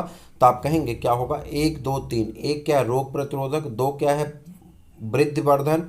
और 3 क्या है? जंतु क्लोनिंग। ठीक, निम्नलिखित में से कौन ट्रांसजेनिक द्वारा नहीं पाया जा सकता है? कह रहा कौन ऐसा है जिसे ट्रांसजेनिक द्वारा नहीं पाया जा सकता? उसका आंसर करना है कौन ऐसा है जिसे ट्रांसजेनिक द्वारा नहीं पाया जा सकता। तो आप कहेंगे क्लोनीकृत जंतुओं का उत्पाद। क्लोनीकृत जंतुओं का उत्पाद ट्रांसजेनिक द्वारा नहीं प्राप्त किया जा सकता है। सूची योग्य एवं सूची 2 को सुमेलित करना है और उसके बारे में आपको बताना है, ठीक है। तो यहाँ पे आपको बताना का आंसर क्या सही है। सूची 1 को सूची 2 से सुमेलित करके इसका आंसर बताइए। चलिए बताइए आंसर क्या होगा आपका, जल्दी से इसका आंसर बता दीजिए। जीवाणुओं में पारक्रमण, यौन संयुग्मन, यौन संलग्न वंशानुगत की स्थापना, इस्चेरिचिया कोली से डीएनए पॉलीमरेज का वियोजन और संपूर्ण आनुवंशिक कूट की स्थापना। चलिए आंसर बताइए, आंसर कौन सा होगा। तो पहले जीवाणुओं में पारक्रमण यौन संयुग्मन तो किससे डिपेंड करेगा? मॉर्गन से। किससे? मॉर्गन से। तो इसका कौन हो जाएगा? मॉर्गन हो जाएंगे, ठीक है। दूसरे पे आ जाते हैं, कौन है? यौन सहलग्न वंशानुगत की स्थापना। यौन सहलग्न वंशानुगत की स्थापना कौन है? ओकाकी, कौन है? Ochoa, Ochoa. ठीक है, दो हो गए। इस्चरिचिया कोलाई से डीएनए पॉलीमरेज का विलोपन, इस्चरिचिया कोलाई से डीएनए पॉलीमरेज का विलोपन कौन है? लेंडरबर्ग है। कौन है? लेंडरबर्ग। और इसका है संपूर्ण आनुवंशिकी का कौन वर्ग है? तो इस प्रकार से ऑप्शन नंबर डी क्या हो जाता है? आपका करेक्ट आंसर हो जाता है। चलिए, जीनोमिक्स, जीनोमिक्स क्या है आपको बताना। जीनोमिक्स क्या है आपको इसका आंसर करना। जीनोमिक्स के बारे में, जीनोमिक्स क्या है? जैव प्रौद्योगिकी सूचना नेटवर्क से, किससे है? जीनोमिक्स में आपको बताना जैव प्रौद्योगिकी के सभी आयामों की सूचना प्राप्त होती है। कहाँ से? तो जैव प्रौद्योगिकी सूचना नेटवर्क से। भारत में जैव प्रौद्योगिकी सूचना तंत्र संचाल के केंद्रों की संख्या कितनी है? मोस्ट इंपॉर्टेंट क्वेश्चन, 16 है और 21 की दृष्टि से दोनों के। तो भारत में जैव प्रौद्योगिकी सूचना तंत्र संचाल में केंद्रकों की संख्या कितनी है? आपको इसको बताना कितनी संख्या है। तो आप कहेंगे कितनी है? 40 है। कितनी है? 40 है। जीनों के क्रम व डीएनए वेश अनुक्रम को जानने की प्रावधि को कौन सी संज्ञा प्रदान की गई है? जीनों के क्रम व डीएनए में बेस अनुक्रम को जानने की प्राविधि को कौन सी संज्ञा प्रदान की गई, जिसके बारे में आपको बताना है कौन सी संज्ञा। तो आप कहेंगे जीनोमिक्स। कौन सी संज्ञा? जीनोमिक्स प्रदान की गई है। विभिन्न प्रकार के जीवों में जीनोम का मानव जीनोम से तुलनात्मक अध्ययन है। विभिन्न प्रकार के जीवों के जीनोम का मानव जीनोम से तुलनात्मक अध्ययन है। क्या है? तो आप बताएंगे तुलनात्मक अध्ययन क्या है। आप कहेंगे कंपैरेटिव जीनोमिक्स। क्या है? Comparative genomics. एसएनपी क्या है? एसएनपी क्या है आपको बताना है। एसएनपी क्या है? मानव जीनोम में पाए जाने वाला साधारण आनुवंशिक विभेद। एसएनपी क्या है? मानव जीनोम में पाए जाने वाला साधारण आनुवंशिक विभेद। उसके बाद पर्यावरण के प्रदूषण का असर किस जीन पर हो रहा है, इसका पता लगाने में सहायक है। पर्यावरण के प्रदूषण का असर किस जीन पर हो रहा है, इसका पता लगाने में सहायक है। कौन इसका पता लगाने में सहायक है? तो आप कहेंगे टॉक्सिन जीनोमिक्स। कौन? Toxic genomics. ठीक। बहुत बड़े पैमाने पर प्रोटीनों की त्रिविमीय संरचना की अवधारणा को परिकल्पित करती है। बहुत बड़े पैमानों पर प्रोटीन की त्रिविमीय संरचना की अवधारणा को परिकल्पित करती है। कौन करता है? आप बताएंगे कौन करता है। संरचना जीनोमिक्स। कौन? संरचना जीनोमिक्स। और उसके बाद सीडीएनए है। सीडीएनए क्या है आपको बताना। सीडीएनए क्या है? मैसेंजर आरएनए से बना हुआ डीएनए। मैसेंजर यानी एमआरएनए से बना हुआ डीएनए जो है वो क्या है? सीडीएनए कहलाता है। प्रोटीन संगठन में नाइट्रोजन सामान्यता होता है। प्रोटीन संगठन में नाइट्रोजन सामान्यता होता है। क्या होता है आप बताएंगे? 13 से 17%। क्या होता है? 13 से 17%। जेनिको प्रौद्योगिकी है। जेनिको प्रौद्योगिकी क्या है? आनुवंशिक रोगों की पूर्व सूचना प्राप्त करने की तकनीकी। और उसके बाद अधोलिखित में जीन चिप्स का उदाहरण है। अधोलिखित में जीन चिप्स का उदाहरण क्या है? जीन चिप्स किसे कहते हैं? अधोलिखित में जीन चिप्स का उदाहरण क्या है? जीन चिप्स किसे कहा जाता है? चिप्स आप बहुत खाते हैं, बताइए जीन चिप्स का उदाहरण क्या है? न्यूक्लियोटाइड्रे और सीडीएनए अरे। जैव प्रौद्योगिकी की महत्वपूर्ण मानव जीनोम परियोजना जिसके पूर्णता की घोषणा 2003 में की गई थी, किसके नेतृत्व में पूर्ण हुई थी? जैव प्रौद्योगिकी की महत्वपूर्ण मानव जीनोम परियोजना किसके पूर्णता की घोषणा 2003 में की गई थी, किसके नेतृत्व में पूरी हुई थी? आपको बताना किसके नेतृत्व में पूरी हुई थी। आप कहेंगे जल्दी से बता दीजिए किसके? फ्रांसिस कॉलिंस के। आनुवंशिक चित्र का आधार क्या है? आनुवंशिक चित्र का आधार क्या है आपको बताना है। जीन विनिमय आवृत्ति। मानव में लिंग गुणसूत्र X तथा Y में से किसमें अधिक जीन पाए जाते हैं? मानव के लिंग गुणसूत्र X एवं Y में से किसमें अधिक जीन पाए जाते हैं? आपको बताना किसमें अधिक जीन पाए जाते हैं। तो आप कहेंगे 14 का आंसर क्या होगा? X गुणसूत्र। X गुणसूत्र। मानव जीनोम परियोजना का मुख्य उद्देश्य है। मानव जीनोम परियोजना का मुख्य उद्देश्य क्या है? तो आप कहेंगे मानव जीनोम परियोजना का मुख्य उद्देश्य है जीनों की पहचान और उनके प्रकारों का ज्ञान प्राप्त करना। जीनों की पहचान और उनके प्रकारों का ज्ञान प्राप्त करना। कोशिका के अंदर सूचना का प्रवाह किसके द्वारा होता है? कोशिका के अंदर सूचना यानी इंफॉर्मेशन का प्रवाह किसके द्वारा होता है? आपको बताना है, जल्दी बताइए। आरएनए के द्वारा। किसके द्वारा होता है? आरएनए के द्वारा। भारत में जीनोग्राफी की शुरुआत 90 के दशक में हुई थी। इंपॉर्टेंट क्वेश्चन, भारत में जीनोग्राफी की शुरुआत 90 के दशक में स्पेंसर विल्स ने कहाँ से की थी? स्पेंसर विल्स ने कहाँ से की थी? आपसे यही पूछा जाए किसने की थी, तो आप कहेंगे स्पेंसर विल्स ने की थी। कहाँ से की थी? मदुरई से की थी। कहाँ से की थी? मदुरई से की थी। ठीक है। वेंकटरमण रामकृष्णन को किसमें उनके द्वारा योगदान के लिए 2009 में रसायन शास्त्र का नोबेल पुरस्कार संयुक्त रूप से प्रदान किया गया था? वेंकटरमण रामकृष्णन को नोबेल पुरस्कार 2009 में किसके लिए दिया गया था? तो आप बताएंगे किसके लिए दिया गया था? तो आप कहेंगे राइबोसोम असेंबलिंग में आणविक रूलर की पहचान जो कोशिकाओं में प्रोटीन का त्रुटिहीन संश्लेषण सुनिश्चित करता है। वैज्ञानिक क्लेरे फिडेल के नेतृत्व में मोनास यूनिवर्सिटी के वैज्ञानिकों की एक टीम ने इसे प्रोटीन का पता लगाया जो स्तन कैंसर के विकास में को प्रभावित करता है। यह प्रोटीन कौन सी है? कह रहा है जो स्तन कैंसर के विकास को प्रभावित करता है, यह प्रोटीन कौन सी है? आपको इसको बताना है। प्रोटीन कौन सी है? INPP-B4। और उसके बाद जीनको प्रौद्योगिकी क्या है? जीनको प्रौद्योगिकी क्या है? तो आप कहेंगे जीनको प्रौद्योगिकी आनुवंशिक रोगों की पूर्व सूचना प्राप्त करने की एक तकनीकी, आनुवंशिक रोगों की पूर्व सूचना प्राप्त करने की एक तकनीकी है। क्या कहलाती है? जेनिको प्रौद्योगिकी कहलाती है।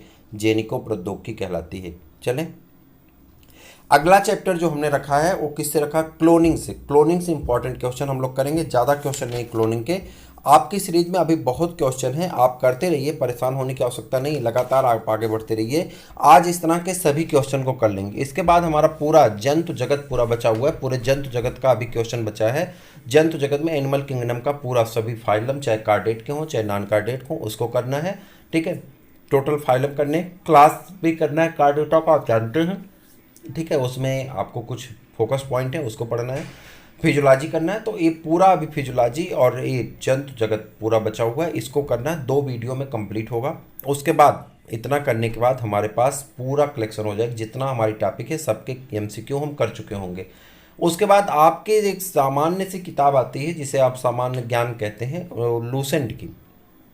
लूसेंट की एक और किताब आती है जनरल साइंस। जनरल साइंस की किताब में जो जनरल साइंस आती है सामान्य विज्ञान, उस सामान्य विज्ञान में लूसेंट के मैंने कल देखा, एक मित्र से बात हो रही तो उनके बाद मैंने देखा तो उसमें लगभग 800 क्वेश्चन दिए गए, नियर अबाउट 700 समथिंग की 800 समथिंग है। ठीक है, उस बुक के सभी क्वेश्चन को हम एक दिन में करेंगे क्योंकि वो बहुत बेसिक क्वेश्चन है और वहाँ से क्वेश्चन के चांसेस हैं लेकिन उतना ज़्यादा नहीं है। ठीक है, लेकिन हम उसे एक बार इसलिए करेंगे कि मान लो कि अगर बेसिक क्वेश्चन ही पूछ लीजिए, TGT के वालों की बात करें, PGT में वहाँ से नहीं मिलेगा, TGT वालों की बात कर रहे हैं, तो अगर बेसिक क्वेश्चन ही पूछ लिया जाए तो आप गलत ना करें। ठीक है, इसलिए उसको एक ही वीडियो में 800 क्वेश्चन उसका करेंगे। ठीक है, तो अभी हमको एक वीडियो कर 2 वीडियो इसका करना है, एक फिजियोलॉजी का और उसके बाद एनिमल किंगडम का 2 वीडियो, यानी 3 वीडियो ये करेंगे। उसके बाद लूसेंट का पूरा वीडियो करेंगे। फिर हिंदी मीडियम की सारी क्लासेस आपकी बंद हो जाएंगी। आप इसका रिवीजन करिए, जा करके पेपर दीजिए, मैं गारंटी से कह रहा हूँ कि आप पास हो जाएंगे। ठीक है, लेकिन मन से रिवीजन करिएगा, तब पता चला कि यहाँ का प्रश्न पढ़ के जाइए वहाँ कुछ और लगा के आइए तो गलत हो जाए। ठीक है, क्लोनिंग की बात करें, चलिए अब बात नहीं, अब फिर क्वेश्चन आंसर स्टार्ट करेंगे। चलिए क्लोनिंग पे चलें।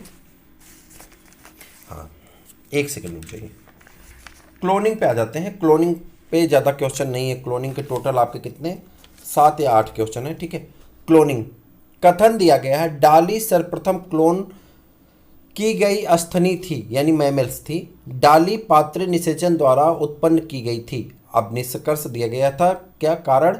डाली पात्र निषेचन द्वारा उत्पन्न की गई क्या थी? उत्पन्न की गई थी। ठीक है, तो अब आपको बताना क्या सही क्या गलत।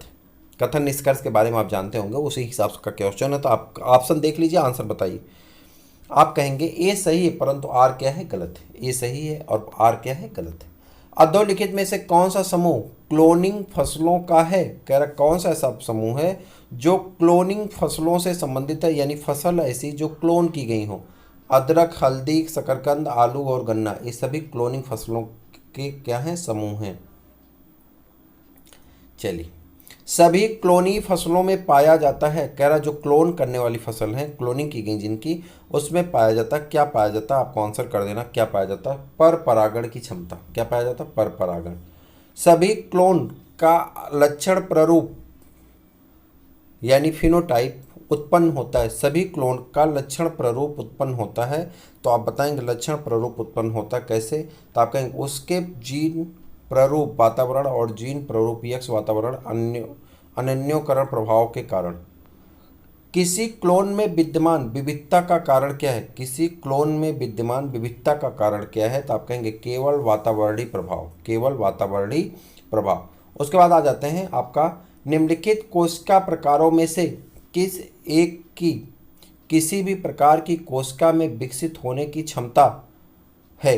कह रहा है निम्नलिखित कोशिका प्रकारों में से किस एक की किसी भी प्रकार की कोशिका में विकसित होने की क्षमता है। आपको इसका आंसर करना है। इसका आंसर आपका हो जाता है स्तंभ सेल, जिसे आप कहते हैं stem cell. Stem cell theory अभी कुछ दिन पहले इसमें नोबेल भी दिया गया था, आप याद करिएगा, ये प्रश्न आपके लिए इंपॉर्टेंट है। फिर से इसका प्रश्न देख लेते हैं, क्या है, निम्नलिखित कोशिका प्रकारों में से किस एक की किसी भी प्रकार की कोशिका में विकसित होने की क्षमता होती है, उसे कहते हैं स्टेम सेल। निम्नलिखित कथनों पर विचार कीजिए। क्या करिए, विचार कीजिए किस पे, निम्नलिखित कथनों पर। स्टेम सेल अनुसंधान अत्यंत महत्वपूर्ण हो गया है स्टेम कोशिकाओं की बहुक्षम क्षमताओं को देखते हुए, और कारण दे रहा है स्टेम सेल में से एक संपूर्ण भ्रूण का निर्माण हो सकता है। अब आपको बताना कौन सही कौन गलत है। तो आप कहेंगे, यहाँ पर आ जाएंगे और कहेंगे कि ऑप्शन इधर होगा आपका, तो कहेंगे कि ए सही है और आर क्या है, गलत है। ठीक, स्टेम सेल को इलेक्ट्रोफोरेसिस तकनीकी से संबंधित निम्नांकित कथनों में से कौन सा तथ्य गलत है। स्टेम सेल की इलेक्ट्रोफोरेसिस तकनीकी में से संबंधित निम्नांकित कथनों में से कौन सा कथन गलत है। चारों कथन को आप पढ़ लीजिए, तब फिर हम आगे बताते हैं।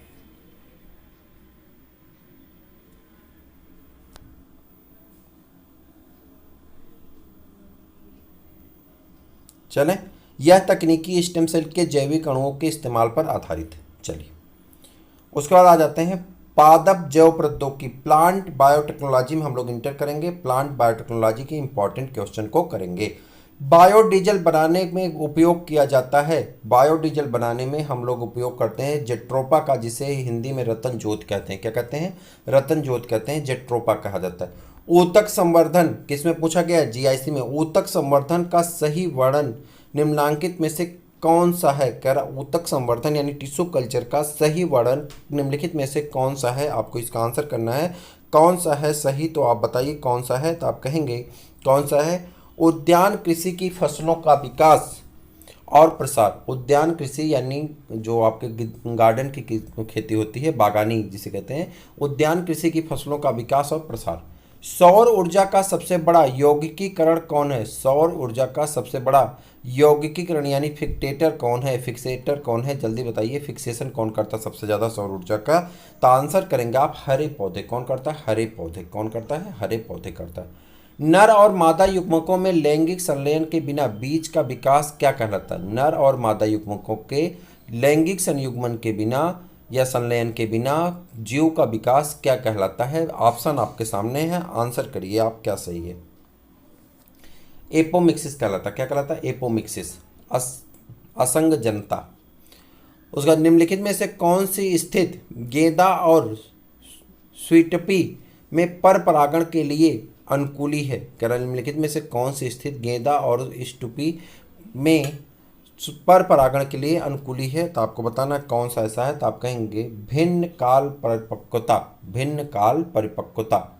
जीवमंडल आरक्षित परिरक्षण क्षेत्र है, जीवमंडल आरक्षित परिरक्षण क्षेत्र है। आप बताएंगे कौन सा, तो आप कहेंगे आनुवंशिक विभिन्नता का। कौन, आनुवंशिक विभिन्नता का। अमेरिकी बहुराष्ट्रीय कंपनी मोनासांटो ने एक कीट प्रतिरोधी कपास की किस्म बनाई है जिसका भारत में परीक्षण किया जा रहा है। निम्नलिखित जीवाणुओं में से किस एक के अविश जीन का इस पारजीनी कपास में अंतरण हुआ है। तो आप कहेंगे उसमें बीटी काटन, बीटी बैगन जैसा है, तो उसे कहते हैं बैसिलस थोरेंजेंसिस बैक्टीरिया। किसका, बैसिलस थोरेंजेंसिस बैक्टीरिया का, जिसे आप बीटी बीटी बीटी बीटी चिल्लाते हैं। बीटी से क्या है, बैसिलस थोरेंजेंसिस। इससे कपास भी पैदा किया जाता है, काटन भी। कपास के कीटरोधी पौधे आनुवंशिक इंजीनियरिंग द्वारा एक जीन को प्रविष्ट कराकर निर्मित किए जाते हैं जो लिया गया है। कह रहा एक जीन प्रविष्ट करा देते हैं जो लिया गया किससे, तो बीटी क्या है, एक बैक्टीरिया है तो बैक्टीरिया को हिंदी में क्या कहते हैं? तो कहते हैं जीवाणु कहते हैं। तो आपका आंसर क्या हो जाएगा? जीवाणु। भारत किसान टर्मिनेटर बीज प्रौद्योगिकी के प्रवेश से असंतुष्ट है क्योंकि इस प्रौद्योगिकी में उत्पादित बीजों में से संभावना होती है।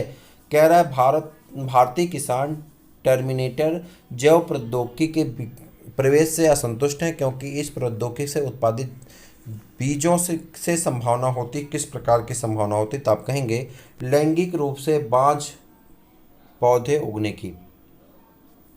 राष्ट्रीय वनस्पति शोध संस्थान, इसका आंसर हम नहीं बताएंगे, आप खुद बताएंगे कि राष्ट्रीय वनस्पति शोध संस्थान कहाँ पर स्थित है। आंसर हम नहीं बताएंगे।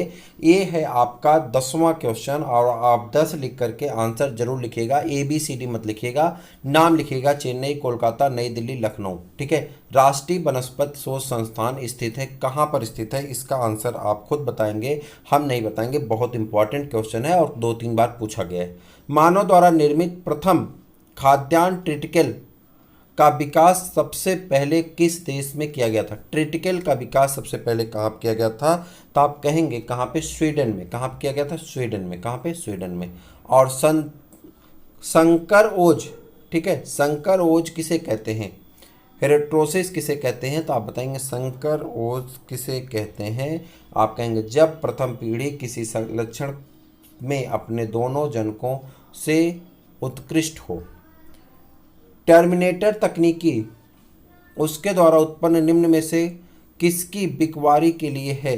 टर्मिनेटर तकनीकी उसके द्वारा उत्पन्न निम्न में से किसकी बिकवारी के लिए है? तो आप बताएंगे किसकी बिकवारी के लिए है? तो आप कहेंगे यहाँ पे जेनेटिक रूप से अभियांत्रिक बीज जो दूसरी पीढ़ी में बंधग्रस्त होते हैं। ठीक है, अब आ जाते हैं अगले चैप्टर की तरफ बढ़ते हैं और अगला हमारा जो है वो जंतु प्रौद्योगिकी से संबंधित है। किससे है? एनिमल बायोटेक्नोलॉजी से। आंसर करिएगा, एनिमल बायोटेक्नोलॉजी में बायोमेट्रिक पहचान में शामिल नहीं होता है क्या? बायोमेट्रिक पहचान में शामिल नहीं होता क्या? ऑप्शन आपके सामने है, आंसर आपको करना है।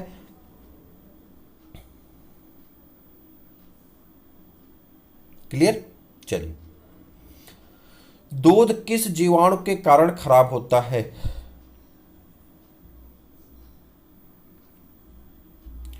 एंटीजन अणु का वह भाग जो कि प्रतिजन प्रतिरक्षी परस्पर क्रिया में भाग लेता कहलाता है। जल्दी बताइए। एपिटोप। ये देखिए, इसको ध्यान से देखिएगा। आइए इधर, स्वास्थ्य विभाग के पेपर में पूछा गया था, PCS कराया था स्वास्थ्य विभाग का पेपर। प्रतिजन एंटीजन अणु का वह भाग जो प्रतिजन प्रतिरक्षी परस्पर क्रिया में भाग लेता क्या कहलाता है? एपिटोप कहलाता है। याद रखिएगा, हो सकता है पूछ लिया जाए।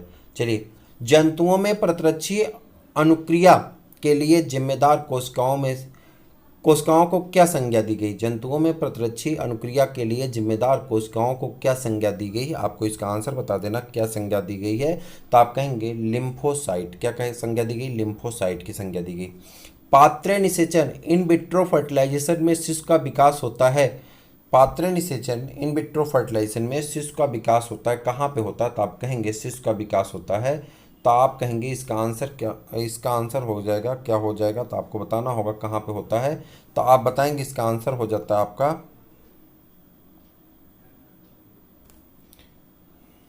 किसी भी सामान्य महिला के गर्भाशय में। किसी भी सामान्य महिला के गर्भाशय में। भारत का पहला अत्याधुनिक क्रायोजेनिक स्टेम सेल बैंक कहाँ पर स्थापित किया गया? बहुत इंपॉर्टेंट क्वेश्चन है। भारत का पहला अत्याधुनिक क्रायोजेनिक स्टेम सेल बैंक कहाँ पर स्थापित है? आपको इसका आंसर बताना। स्टेम सेल बैंक कहाँ पर स्थापित है? तो आप कहेंगे कहाँ पर स्थापित है? चेन्नई में। कहाँ पर स्थापित है? चेन्नई में। जाइगोट से किस प्रकार की कोशिका विभाजन होता है? जाइगोट में किस प्रकार का कोश का विभाजन होगा? जाइगोट में किस प्रकार का समसूत्री कोश का विभाजन होगा? कैसा होगा? समसूत्री, यानी सूत्री विभाजन होगा, वही समसूत्री आ जाएगा। ठीक है, उसके बाद परकनली शिशु के बारे में कौन सा कथन सत्य है? आपको बताना परकनली शिशु के बारे में कौन सा कथन सही है। आपके 4 ऑप्शन दिए गए हैं। परकनली में डिम्ब निषेचन होता, परकनली में बच्चे का जन्म होता, परकनली में बच्चे की वृद्धि होती, उपर्युक्त में से कोई नहीं। आपको बताना कौन सा सही है, तो आप बता देंगे कौन सा सही है। परकनली में डिम्ब निषेचन होता है। उसके बाद किस देश के वैज्ञानिक विश्व की पहली कृत्रिम और बायोनिक आँख का विकास कर रहे हैं? किस देश के वैज्ञानिक भारत पहली बार पहली बार कृत्रिम और बायोनिक आंख का विकास कर रहे हैं? आपको बताना है कृत्रिम और बायोनिक आंख का विकास कर रहे हैं। 9 का आंसर आप कर दीजिए। किस में? ऑस्ट्रेलिया में। कहाँ पे? ऑस्ट्रेलिया में। कहाँ हो रहा है? ऑस्ट्रेलिया में हो रहा है। कहाँ पे हो रहा है? ऑस्ट्रेलिया में। उसके बाद आ जाते हैं औषधि जैव जैव प्रौद्योगिकी में। कहाँ पे? औषधि जैव प्रौद्योगिकी में, जिसे आप कहते हैं मेडिकल बायोटेक्नोलॉजी। तो मेडिकल बायोटेक्नोलॉजी का आपका आंसर करना है। मेडिकल बायोटेक्नोलॉजी के बारे में आपको क्या करना है? आंसर करना है। सूरज ना बन पाएगा, सूरज ना बन पाएगा, इसका उसको भी भास होगा। भास मतलब होता है एहसास होना। सूरज ना बन पाएगा, इसका उसको भी भास होगा, पर अपने हिस्से का प्रकाश जुगनू बनकर करता होगा। पर अपने हिस्से का प्रकाश वह जुगनू बनकर करता होगा। अंधकार में इस जग में, अंधकार में इस जग में कोई ज्योति सा जलता होगा। ज्योत मतलब दीपक की जो ज्योत होती है। अंधकार में इस प्रकाश में कोई ज्योति सा जलता होगा। कोई तो होगा जो मेरे जैसा होगा, कोई तो होगा जो मेरे जैसा हो। ठीक है, तो ये छोटा सा एक वो था, कोटेशन था। ये आप सब लोगों के लिए है कि आप दिन रात अपना एक कर रहे हैं छोटा सा प्रकाश करने के लिए। ठीक है, तो छोटा सा प्रकाश क्या है? एक छोटी सी ख्वाहिश है, एक नौकरी की, एक चाहत है नौकरी पाने की। तो उस प्रकाश के लिए आप दिन रात जगते हैं। ये सच है कि आप पूरी दुनिया को खुश नहीं कर सकते, लेकिन अपने हिस्से का उजाला तो कर सकते हैं। अपने हिस्से के लिए जग सकते हैं, अपने हिस्से के लिए पढ़ सकते हैं, अपने हिस्से के लिए कार्य कर सकते हैं। हर एक व्यक्ति अगर अपना काम कर ले तो फिर समाज में किसी प्रकार की कोई आडंबना, कोई विडंबना, कोई समस्या, कोई तकलीफ ना हो। तो आप अपने हिस्से का प्रकाश कर लें, सूरज बनने की आवश्यकता नहीं है। ठीक है, तो चलिए आगे बढ़ते हैं। एक छोटा सा वो था, कोटेशन था आपके लिए कि आप उत्साहित हो जाएं। बहुत देर से आप लगातार बायोटेक्नोलॉजी करते करते बोर हो गए थे। ठीक है, चलिए मेडिकल बायोटेक्नोलॉजी आपको करना था। अब क्वेश्चन आंसर में सीरियस हो जाइए। मेडिकल बायोटेक्नोलॉजी करना है। ठीक है, प्रतिजन वह पदार्थ है जो, प्रतिजन वह पदार्थ है जो, तो आपको बताना है प्रतिजन क्या होता है, जिसे आप कहते हैं एंटीजन। एंटीजन बताना है आपको क्या है। तो हानिकारक जीवाणुओं को नष्ट करता है या विषाक्तता के उपचार के लिए प्रयुक्त होता है, शरीर के ताप को कम करता है, प्रतिपिंड के निर्माण को उद्दीपित करता है। तो आप कहेंगे प्रतिपिंड के निर्माण को क्या करता है? उद्दीपित करता है। बलात्कार एवं हमले के मामले में अपराधियों की पैतृकता एवं पहचान स्थापित करने के लिए डीएनए फिंगरप्रिंटिंग एक शक्तिशाली उपकरण बन गया है। कारण है डीएनए विश्लेषण के लिए बाल, लार, शुष्क वीर जैसे श्लेष साक्ष्य पर्याप्त होते हैं। अगर थोड़ा सा साक्ष्य मिल जाए तो भी ये प्रूव किया जा सकता है कि हाँ ये व्यक्ति कौन था। तो आप कहेंगे कि ये दोनों आर दोनों सही हैं और आर ए का सही स्पष्टीकरण भी है। मैं आपको बता दूं कि आपके उत्तर प्रदेश के एक मुख्यमंत्री थे कांग्रेस पार्टी के, तो उनके बाद में उत्तराखंड के भी मुख्यमंत्री बने थे। तो उनका एक बेटा था जिसे हाईकोर्ट कहता था कि आपका बेटा है, वो मानते नहीं थे। बाद में डीएनए फिंगरप्रिंटिंग के द्वारा जब हाईकोर्ट ने डीएनए फिंगरप्रिंटिंग निकल कहा कि आप ही का बेटा, तब वो मानने को तैयार हुए। आप नाम जानते होंगे, बताने की आवश्यकता नहीं। उसके बाद हाइब्रिडोमा प्रौद्योगिकी एक नया जीव प्रौद्योगिकी उपागम है। हाइब्रिडोमा प्रौद्योगिकी एक नया जीव प्रौद्योगिकी उपागम है। क्या है आपको बताना, इसका आंसर क्या होगा? तो इसका आंसर हो जाता है मोनोक्लोनी प्रतिरक्षियों के वाणिज्य उद्यान के लिए उत्पादन के लिए। मोनोक्लोनी प्रतिरक्षियों के वाणिज्य उत्पादन के लिए। देखिए ये जो सीरियस आपको लग रहा है ना, अभी आप बॉटनी कर रहे थे, बहुत जल्दी धड़ाधड़ करते गए, डिजीज किए, धड़ाधड़ कर लिए।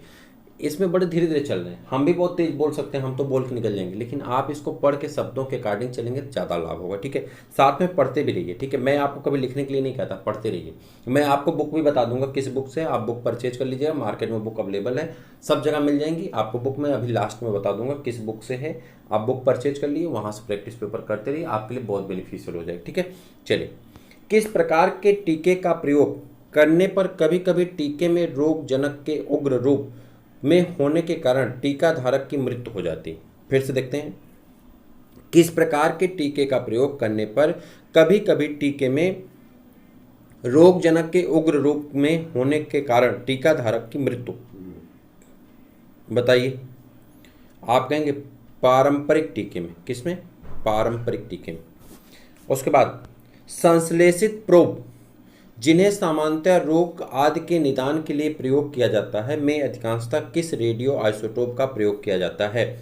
संश्लेषित प्रोब जिन्हें सामान्यतः रोग आदि के निदान में प्रयोग किया जाता है, वे अधिकांशतः किस रेडियो आइसोटोप के प्रयोग से बने होते हैं या किस रेडियो आइसोटोप का प्रयोग किया जाता है? जल्दी बताइए, किस रेडियो आइसोटोप का प्रयोग किया जाता है? तो आप कहेंगे फास्फोरस 32 का। किसका?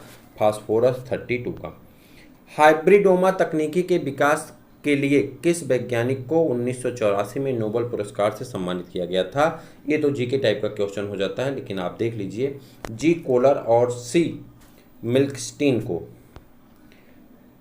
हृदय आघात, जिसे क्या कहते हैं, हार्ट अटैक, हृदय आघात और हाइपरटेंशन के उपचार हेतु, हृदय आघात और हाइपरटेंशन के उपचार हेतु प्रोपेनोल नामक दवा के विकास के लिए किस वैज्ञानिक को नोबेल पुरस्कार दिया गया था 1988 का? तो आप बताएंगे प्रोपेनॉल के फार्मूले के लिए किसको नोबेल पुरस्कार मिला? तो आप कहेंगे किसको? जे ब्लैक को। विकल्पी एलील्स है, विकल्पी एलील्स किसे कहते हैं? यह क्वेश्चन इंपॉर्टेंट है। विकल्पी एलील्स किसे कहते हैं? आ जाइए, विकल्पी एलील्स किसे कहते हैं, आंसर करके जाइएगा। विकल्पी एलील्स किसे कहते हैं? तो आप आंसर बताइए, विकल्पी एलील किसे कहते हैं? 8 का आंसर आपका हो जाता है क्या? एक ही जीन के 2 या 2 से अधिक विकल्प रूप जो कि एक लक्षण के विसर्पी रूप उत्पन्न करते हैं। फिर देखते हैं, एक ही जीन के 2 या 2 से अधिक वैकल्पिक रूप जो कि एक ही लक्षण के विपर्यासी रूप उत्पन्न करते हैं। जैव संवेदक साधारणतया होते हैं, जैव संवेदक साधारणतया होते हैं, क्या होते हैं आप बताएंगे? तो विविध एंजाइम होते हैं, अलग अलग प्रकार के एंजाइम होते हैं। जैव चिकित्सा का अर्थ क्या है? जैव चिकित्सा का अर्थ क्या है? तो आप कहेंगे वायरस, बीजाणु आदि के माध्यम से चिकित्सा, वायरस, बीजाणु आदि के माध्यम से चिकित्सा। मुख के द्वारा लेने वाले गर्भ निरोध करते हैं, मुख के द्वारा लेने वाले गर्भ निरोधक निरोध करते हैं, मतलब रोकते हैं। किसको रोकते हैं आप बताएंगे? किसको रोकते हैं? तो आप कहेंगे अंडोत्सर्जन को। ओवुलेशन, एंडोसर्जन मतलब ओवुलेशन होता है, ठीक है। उसके बाद पौधों से कई मूल्यवान जैव रसायन प्राप्त होते हैं, पौधों से कई मूल्यवान जैव रसायन प्राप्त होते हैं। इनमें से अधिकांश होते हैं, अधिकांश क्या होते हैं? तो आप कहेंगे अधिकांश होते हैं द्वितीय उपापचय। क्या होते हैं? द्वितीयक उपापचय। ट्राइकोसैंथीन एवं कैरासुरिन नामक औषधि रसायन जो कि HIV संक्रमित कोशिकाओं के लिए कोशिका विषाणु प्रभाव रखते हैं, किस पादप स्पीशीज से प्राप्त किए जाते हैं? तो आप कहेंगे किस पादप स्पीशीज से प्राप्त किए जाते हैं? ट्राइकोसैंथीन स्पीशीज से। इंटरफेरॉन जो कि अपना प्रभाव लक्ष्य कोशिकाओं के तहत, ये देखिए इंपॉर्टेंट क्वेश्चन है, इंटरफेरॉन जो कि अपना प्रभाव लक्ष्य कोशिकाओं की सतह पर उपस्थित विशिष्ट ग्राही अणुओं से आबद्ध होने के कारण उत्पन्न करते हैं, किस प्रकार के प्रोटीनों के समूह के सदस्य होते हैं? इंटरफेरॉन किस प्रकार के प्रोटीनों के सदस्य होते हैं? आपको इसका आंसर करना है, जल्दी से इसका आंसर कर दीजिए। 14 का आंसर क्या होगा जल्दी बताइए? साइटोकाइन। किसी आनुवंशिक रोग अथवा किसी अर्जित विकार को ठीक करने के उद्देश्य से कोशिकाओं में संबंधित जीन के सामान्य प्रक्रियात्मक विकल्पी का प्रवेश करना कहलाता है, क्या कहलाता है आप बताएंगे? क्या कहलाता है? जीन थेरेपी कहलाता है। क्या कहलाता है? Gene therapy. भारत में टीका उत्पादन के लिए सार्वजनिक क्षेत्र की 3 इकाइयां हैं। सार्वजनिक क्षेत्र की निम्नलिखित कंपनियों में कहाँ टीका उत्पादन होता है? सार्वजनिक क्षेत्र की 3 कंपनियों में कहाँ टीका उत्पादन होता है? तो आप बताएंगे कहाँ पर टीका का उत्पादन होता है? तो आप कहेंगे तीनों जगह होता है। Central research institute Kasauli Himachal Pradesh में, उसके बाद पास्चुअर रिसर्च इंस्टीट्यूट कहाँ पे? तमिलनाडु में, और BCG वैक्सीन लेबोरेटरी चेन्नई में, ठीक है। भारत में टीका उत्पादन के लिए ये याद रखिएगा, काम देगा, ठीक है। चलिए आगे बढ़ जाएं। पिछले दिनों भारतीय मूल के एक अमेरिकी वैज्ञानिक ने विश्व में पहली बार प्रत्यारोपण लायक कृत्रिम किडनी का निर्माण किया, जो रक्तचाप नियंत्रण, विटामिन D के निर्माण व रक्त की साफ सफाई समेत किडनी के लगभग सभी कार्य करने में सक्षम है। यह कृत्रिम किडनी बनाने वाले प्रमुख वैज्ञानिक का नाम क्या है? बता दीजिए। भारत के वैज्ञानिक हैं। देखिए पिछले दिनों भारतीय मूल के एक अमेरिकी वैज्ञानिक, भारत मूल के हैं, मान लीजिए भारतीय वैज्ञानिक मान लेते हैं, तो इनके बारे में बताइए कौन है? सुब्रो राय। क्या नाम है? सुब्रो राय। क्या नाम है? सुब्रो राय नाम है। ठीक है, अभी हम लोग 11th पेज पे हैं, 12th पेज पे आ गए हैं और 12th पेज से लेकर के हमको क्वेश्चन कहाँ तक करना है? देखिए यहाँ पे दिखाई पड़ रहा है हमको, एक सेकेंड, ये क्या आ गया, हमको चलना है 20 पेज तक। ठीक है, 12 20 है तो हमको 20 पेज तक चलना है। तो आप अपनी एनर्जी को बनाए रखें जो आपके आने वाले दिनों में काम देगी, आने वाले समय में भी काम देगी। ठीक है, चलिए चले आगे बढ़ जाए। चलिए एक एक प्रश्न करेंगे। बताइए, आंसर बताइए। औद्योगिक जैव प्रौद्योगिकी का प्रश्न है, प्रश्न आप पढ़ चुके होंगे, आंसर आप करिए, तब तक हम बता रहे हैं। आंसर करिए जैव प्रौद्योगिकी वाले का, औद्योगिक जैव प्रौद्योगिकी का आंसर बताइए क्या होगा। निम्नलिखित में से कौन सा नत्रजनी जैव उर्वरक के रूप में प्रयुक्त होता है? कह रहा है नत्रजनी यानी नाइट्रोजन जैव उर्वरक के रूप में प्रयोग किया जाता है, किसका? नील हरित शैवाल का। इसमें थोड़ा आसान है, बायोटेक्नोलॉजी है तो, लेकिन थोड़ा सा आसान है, आप बहुत ज़्यादा पढ़ें तो इसको तेजी से करेंगे।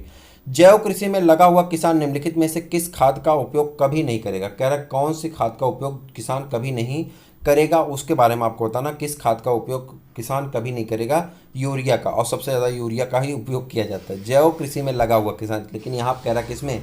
जैव कृषि में लगा हुआ। ठीक है, तो वो कभी यूरिया का उपयोग नहीं करेगा, लेकिन हमारे यहाँ सबसे ज़्यादा यूरिया का उपयोग किया जाता है। निम्नलिखित में से कौन सा एक जीव धान की फसल के लिए जैव उर्वरक का कार्य करता है? कह रहा है कौन ऐसा है जो जैव उर्वरक का काम करता है? तो आप कहेंगे नीलहरित शैवाल है। ठीक है, शुद्ध घी में वनस्पत घी की मिलावट का पता लगाने के लिए कौन सा परीक्षण किया जाता है? आपको बताना है शुद्ध घी में वनस्पत घी की मिलावट का पता लगाने के लिए कौन सा परीक्षण किया जाता है, जल्दी बता दीजिए।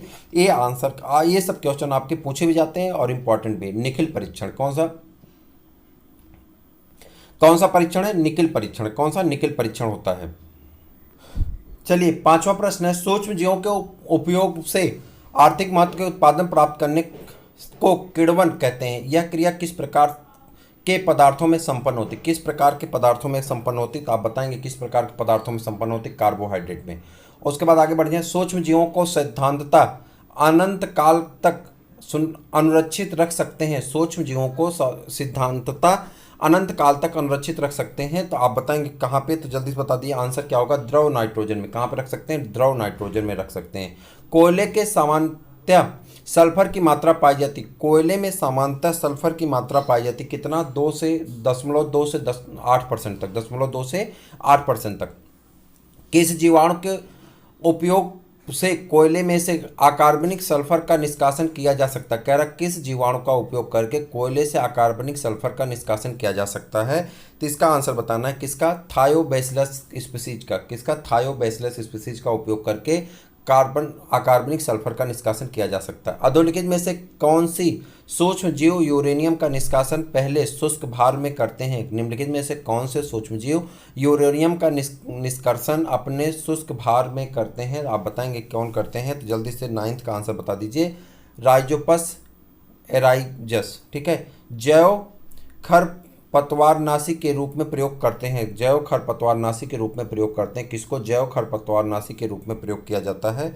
किसको करते हैं? तो आप कहेंगे कवक को। किसको करते हैं? कवक को। भारत में पादप रोग नियंत्रण हेतु किस जैव रोगनाशी सूक्ष्म जीव का व्यापारिक उत्पादन हो रहा है? भारत में पादप रोग नियंत्रण हेतु किस जैव रोगनाशी सूक्ष्म जीव का व्यापारिक उत्पादन हो रहा है? तो आप बताएंगे किसका हो रहा है? तो आप कहेंगे किसका हो रहा है? ट्राइकोडर्मा का। किसका? ट्राइकोडर्मा का।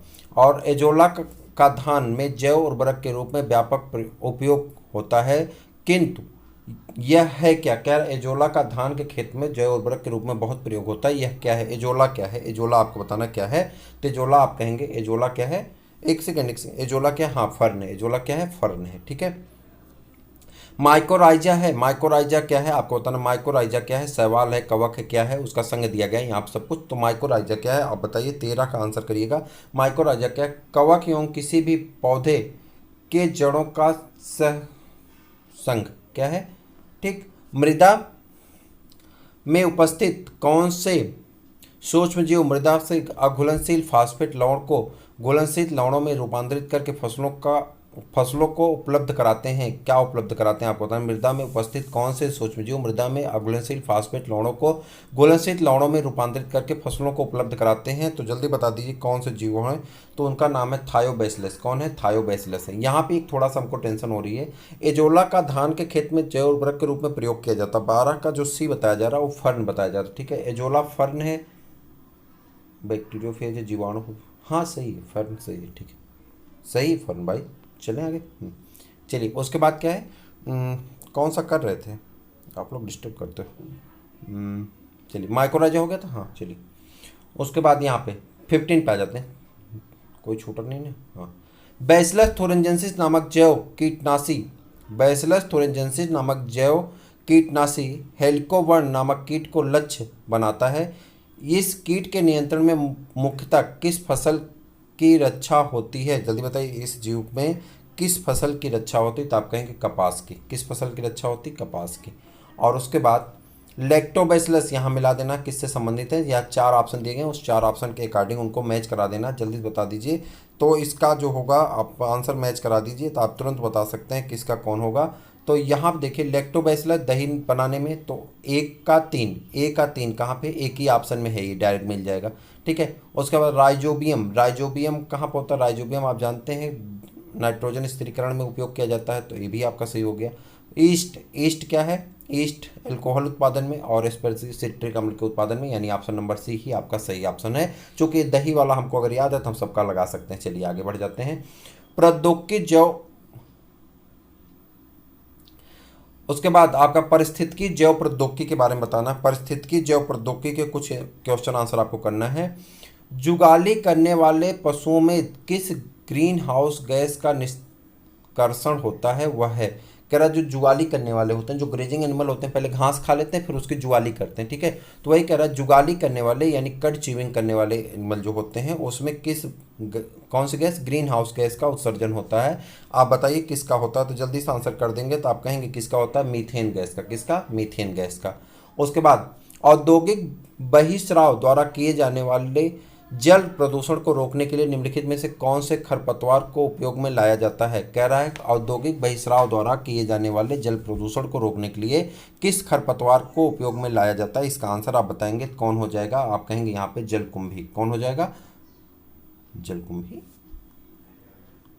अच्छा, मानव जनित पर्यावरणीय प्रदूषक कहलाते हैं। मानव जनित पर्यावरणीय प्रदूषक कहलाते हैं, क्या कहलाते हैं? तो आप कहेंगे पारजैविक कहलाते हैं। क्या कहलाते हैं? पारजैविक कहलाते हैं। मानव जनित पर्यावरणीय प्रदूषक कहलाते हैं। याद रखिएगा, मानव जनित पर्यावरणीय प्रदूषक कहलाते हैं। यह क्वेश्चन आपसे पूछा जा सकता है तो जेनोबायोटिक्स भी लिख के आ जाएगा या परजैविक लिख के आ जाएगा। तो याद रखिएगा ये क्वेश्चन आपके लिए काम लायक है।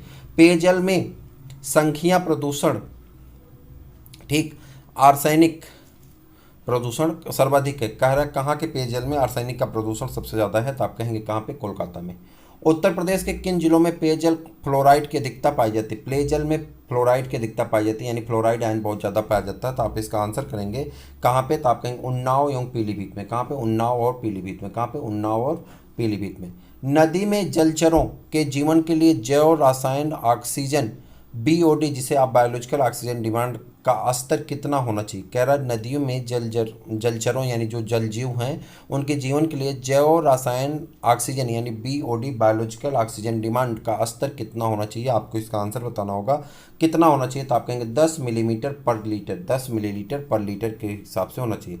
भारत में क्रमशः शीर्ष सर्वाधिक प्रदूषित नदियां कौन है? कह रहे भारत में सर्वाधिक शीर्ष प्रदूषित नदियां कौन सी हैं? तो आप कहेंगे कौन सी हैं? तो यहाँ पे बहुत सारी नदियों का नाम लिखा गया। आपसे नदियां वदियां नहीं पूछी जाती, छोड़ दीजिए। उसके बाद जब किसी यौगिक की सांद्रता भोजन श्रृंखला में के साथ बढ़ती जाती है तो उस दशा को क्या कहते हैं? कह रहा है जब किसी यौगिक की सांद्रता भोजन श्रृंखला के साथ बढ़ती जाती है तो उस दशा को क्या कहते हैं? उसे कहते हैं बायोमैग्निफिकेशन। यानी आपका आंसर होगा 8 का आंसर क्या हो जाता है? बायोमैग्निफिकेशन। ऑप्शन नंबर सी आपका करेक्ट आंसर है। ठीक है, आगे आ जाते हैं पेज नंबर 13 पे। अभी 20 पेज तक चलना है, इसलिए आपसे मैं कहूँगा कि आप लगातार अपनी एनर्जी को बनाए रखें। अपने दोस्तों को भी शेयर कर दीजिएगा, चैनल को सब्सक्राइब कर लीजिए। एलटी की क्लास मैंने आपको बता दिया, एलटी की GI6 सबकी क्लासेस आपकी पीजीटी के पेपर के 1 सप्ताह बाद शुरू की जाए। 1 सप्ताह हम लोग रेस्ट करेंगे, उसके बाद फिर शुरू करेंगे। चलिए आगे बढ़ जाए। सुपोषण के परिणाम स्वरूप कौन सी घटनाएं घटित हो नहीं होती। कह रहा है सुपोषण के परिणाम स्वरूप कौन सी घटनाएं घटित नहीं होती, इसके बारे में आपको बताना है। तो आप तुरंत बता देंगे मछलियों में अन्य जल तंतुओं की वृद्धि और विकास। ठीक है, चलिए। जल में उपस्थित फास्फेटों के प्रमुख स्रोत डिटर्जेंट होते हैं। जल में उपस्थित फास्फेटों का अच्छा प्रमुख स्रोत क्या होते हैं, डिटर्जेंट होते हैं। फास्फेटों का मापन कैसे किया जाता है, कह रहा है जल में फास्फेट की मात्रा का मापन कैसे किया जाएगा, उसके बारे में आपको बताना है। तो जल में फास्फेट का मात्रा कैसे होता है, वर्णमापी परीक्षण द्वारा। कैसे, वर्णमापी परीक्षण के द्वारा हम फास्फेट के स्रोतों का अध्ययन कर सकते हैं। जैव आवर्धन यानी बायोमैग्निफिकेशन की प्रक्रिया क्या है, बायोमैग्निफिकेशन की प्रक्रिया क्या है, अभी ऊपर क्वेश्चन आया था। तो कह रहा है ये सभी उसमें आ जाएंगे। देखिए, अवशिष्ट यौगिक पर्यावरण में जीवों के प्लैंकटन द्वारा शोषित किए जाते हैं, भोजन की कड़ी में होती है। ठीक है, ये सभी आ जाएंगे, मतलब एक दूसरे के ऊपर सब डिपेंडेंट रहते हैं और उसमें विषाक्तता की मात्रा बढ़ती चली जाती है। किस वर्ग में प्रदूषक ओजोन की रक्षक परत को नष्ट करते हैं, कह रहा किस वर्ग में प्रदूषक ओजोन की परत को नष्ट करते हैं, आपको बताना किस वर्ग में प्रदूषक ओजोन की परत को नष्ट करते हैं। क्वेश्चन ये पूछा गया था, ओजोन परत को नष्ट कहाँ कौन करते हैं, तो आप बताएंगे 12 का आंसर बताएंगे। तो आप कहेंगे हेलोकार्बन। कौन करेंगे, हेलोकार्बन। विश्व स्वास्थ्य संगठन WHO के अनुसार प्रति लीटर जल में कितना फ्लोराइड की मात्रा होनी चाहिए। विश्व स्वास्थ्य संगठन के अनुसार यानी WHO के अनुसार 1 लीटर जल में कितने फ्लोराइड की मात्रा होनी चाहिए, आपको ये बताना है कितने फ्लोराइड की मात्रा होनी चाहिए। तो आप कहेंगे 0.1 मिलीग्राम पर लीटर, 0.1 मिलीग्राम पर लीटर। चलिए, पर्यावरण शोध प्रयोगशाला द्वारा विभाजित जल में किस वर्ग का जल सिंचाई कार्य हेतु प्रयुक्त किया जा सकता है। कह रहा है पर्यावरण शोध प्रयोगशाला द्वारा विभाजित जलों में किस वर्ग का जल सिंचाई कार्य हेतु प्रयुक्त किया जा सकता है। तो आप बताएंगे किस जल का प्रयोग किया जा सकता है, तो आप इसका आंसर कर देंगे। तो क्या हो जाएगा, वर्ग ए का। टीजीटी दिल्ली में पूछा गया प्रश्न है, देखिए ध्यान से देखिएगा। पर्यावरण शोध प्रयोगशाला द्वारा विभाजित जलों में किस वर्ग के जल का सिंचाई कार्यों हेतु प्रयुक्त किया जा सकता है, ये क्या आ जाता है जी बार। तो इसको कहते हैं वर्ग ई का। कौन सा, वर्ग ई का। दिल्ली टीजीटी में पूछा गया प्रश्न है, देख लीजिए। मिट्टी का घड़ा नामक प्रतीक चिन्ह किसका द्योतक होता है, मिट्टी का घड़ा नामक प्रतीक चिन्ह किसका द्योतक होता है। तो आप कहेंगे किसका द्योतक होता है, ऐसे उत्पाद जिनका उत्पादन और उपयोग पर्यावरण अनुकूल हो। ऐसे उत्पाद जिनका उपयोग क्या हो, पर्यावरण के अनुकूल हो। गोबर गैस के मुख्यतः घटक क्या होते हैं, गोबर गैस का मुख्यतः घटक कौन से हैं। तो आप बताएंगे गोबर गैस में मीथेन और कार्बन डाइऑक्साइड पाई जाती है। और उसके बाद गोबर गैस का घटक बताना है आपको। हाँ, 2010 में कैलिफोर्निया झील में से ऐसे अद्भुत बैक्टीरिया का पता चला है जो अपने जैविक क्रियाकलापों हेतु फास्फोरस की जगह एक खतरनाक तत्व का इस्तेमाल करता है। यह तत्व कौन सा है, कह रहा कैलिफोर्निया की झील में एक ऐसे बैक्टीरिया का पता चलता है जो अपने जैविक क्रियाकलापों हेतु फास्फोरस की जगह पे एक खतरनाक तत्व का इस्तेमाल करता है। उस तत्व का नाम क्या बताना है, उस तत्व का नाम क्या है, वही आपको बताना है। आर्सेनिक का। किसका करता है, आर्सेनिक का करता है। किसका करता है, आर्सेनिक का करता है। किसका, आर्सेनिक का। आगे बढ़ जाते हैं, अगला आपका टॉपिक आता है भारत में कृषि और ग्रामीण विकास में जैव प्रौद्योगिकी की भूमिका। भारत में कृषि और ग्रामीण विकास में जैव प्रौद्योगिकी की भूमिका। बहुत आसान सा क्वेश्चन है, इसको कर लेते हैं। यहाँ से प्रश्न 1-2 पूछ लिए जाते हैं। यदि किसी उभयलिंगी पुष्प में पुमंग और जायांग अलग अलग समय पर परिपक्व होते हैं तो इस दशा को क्या कहते हैं।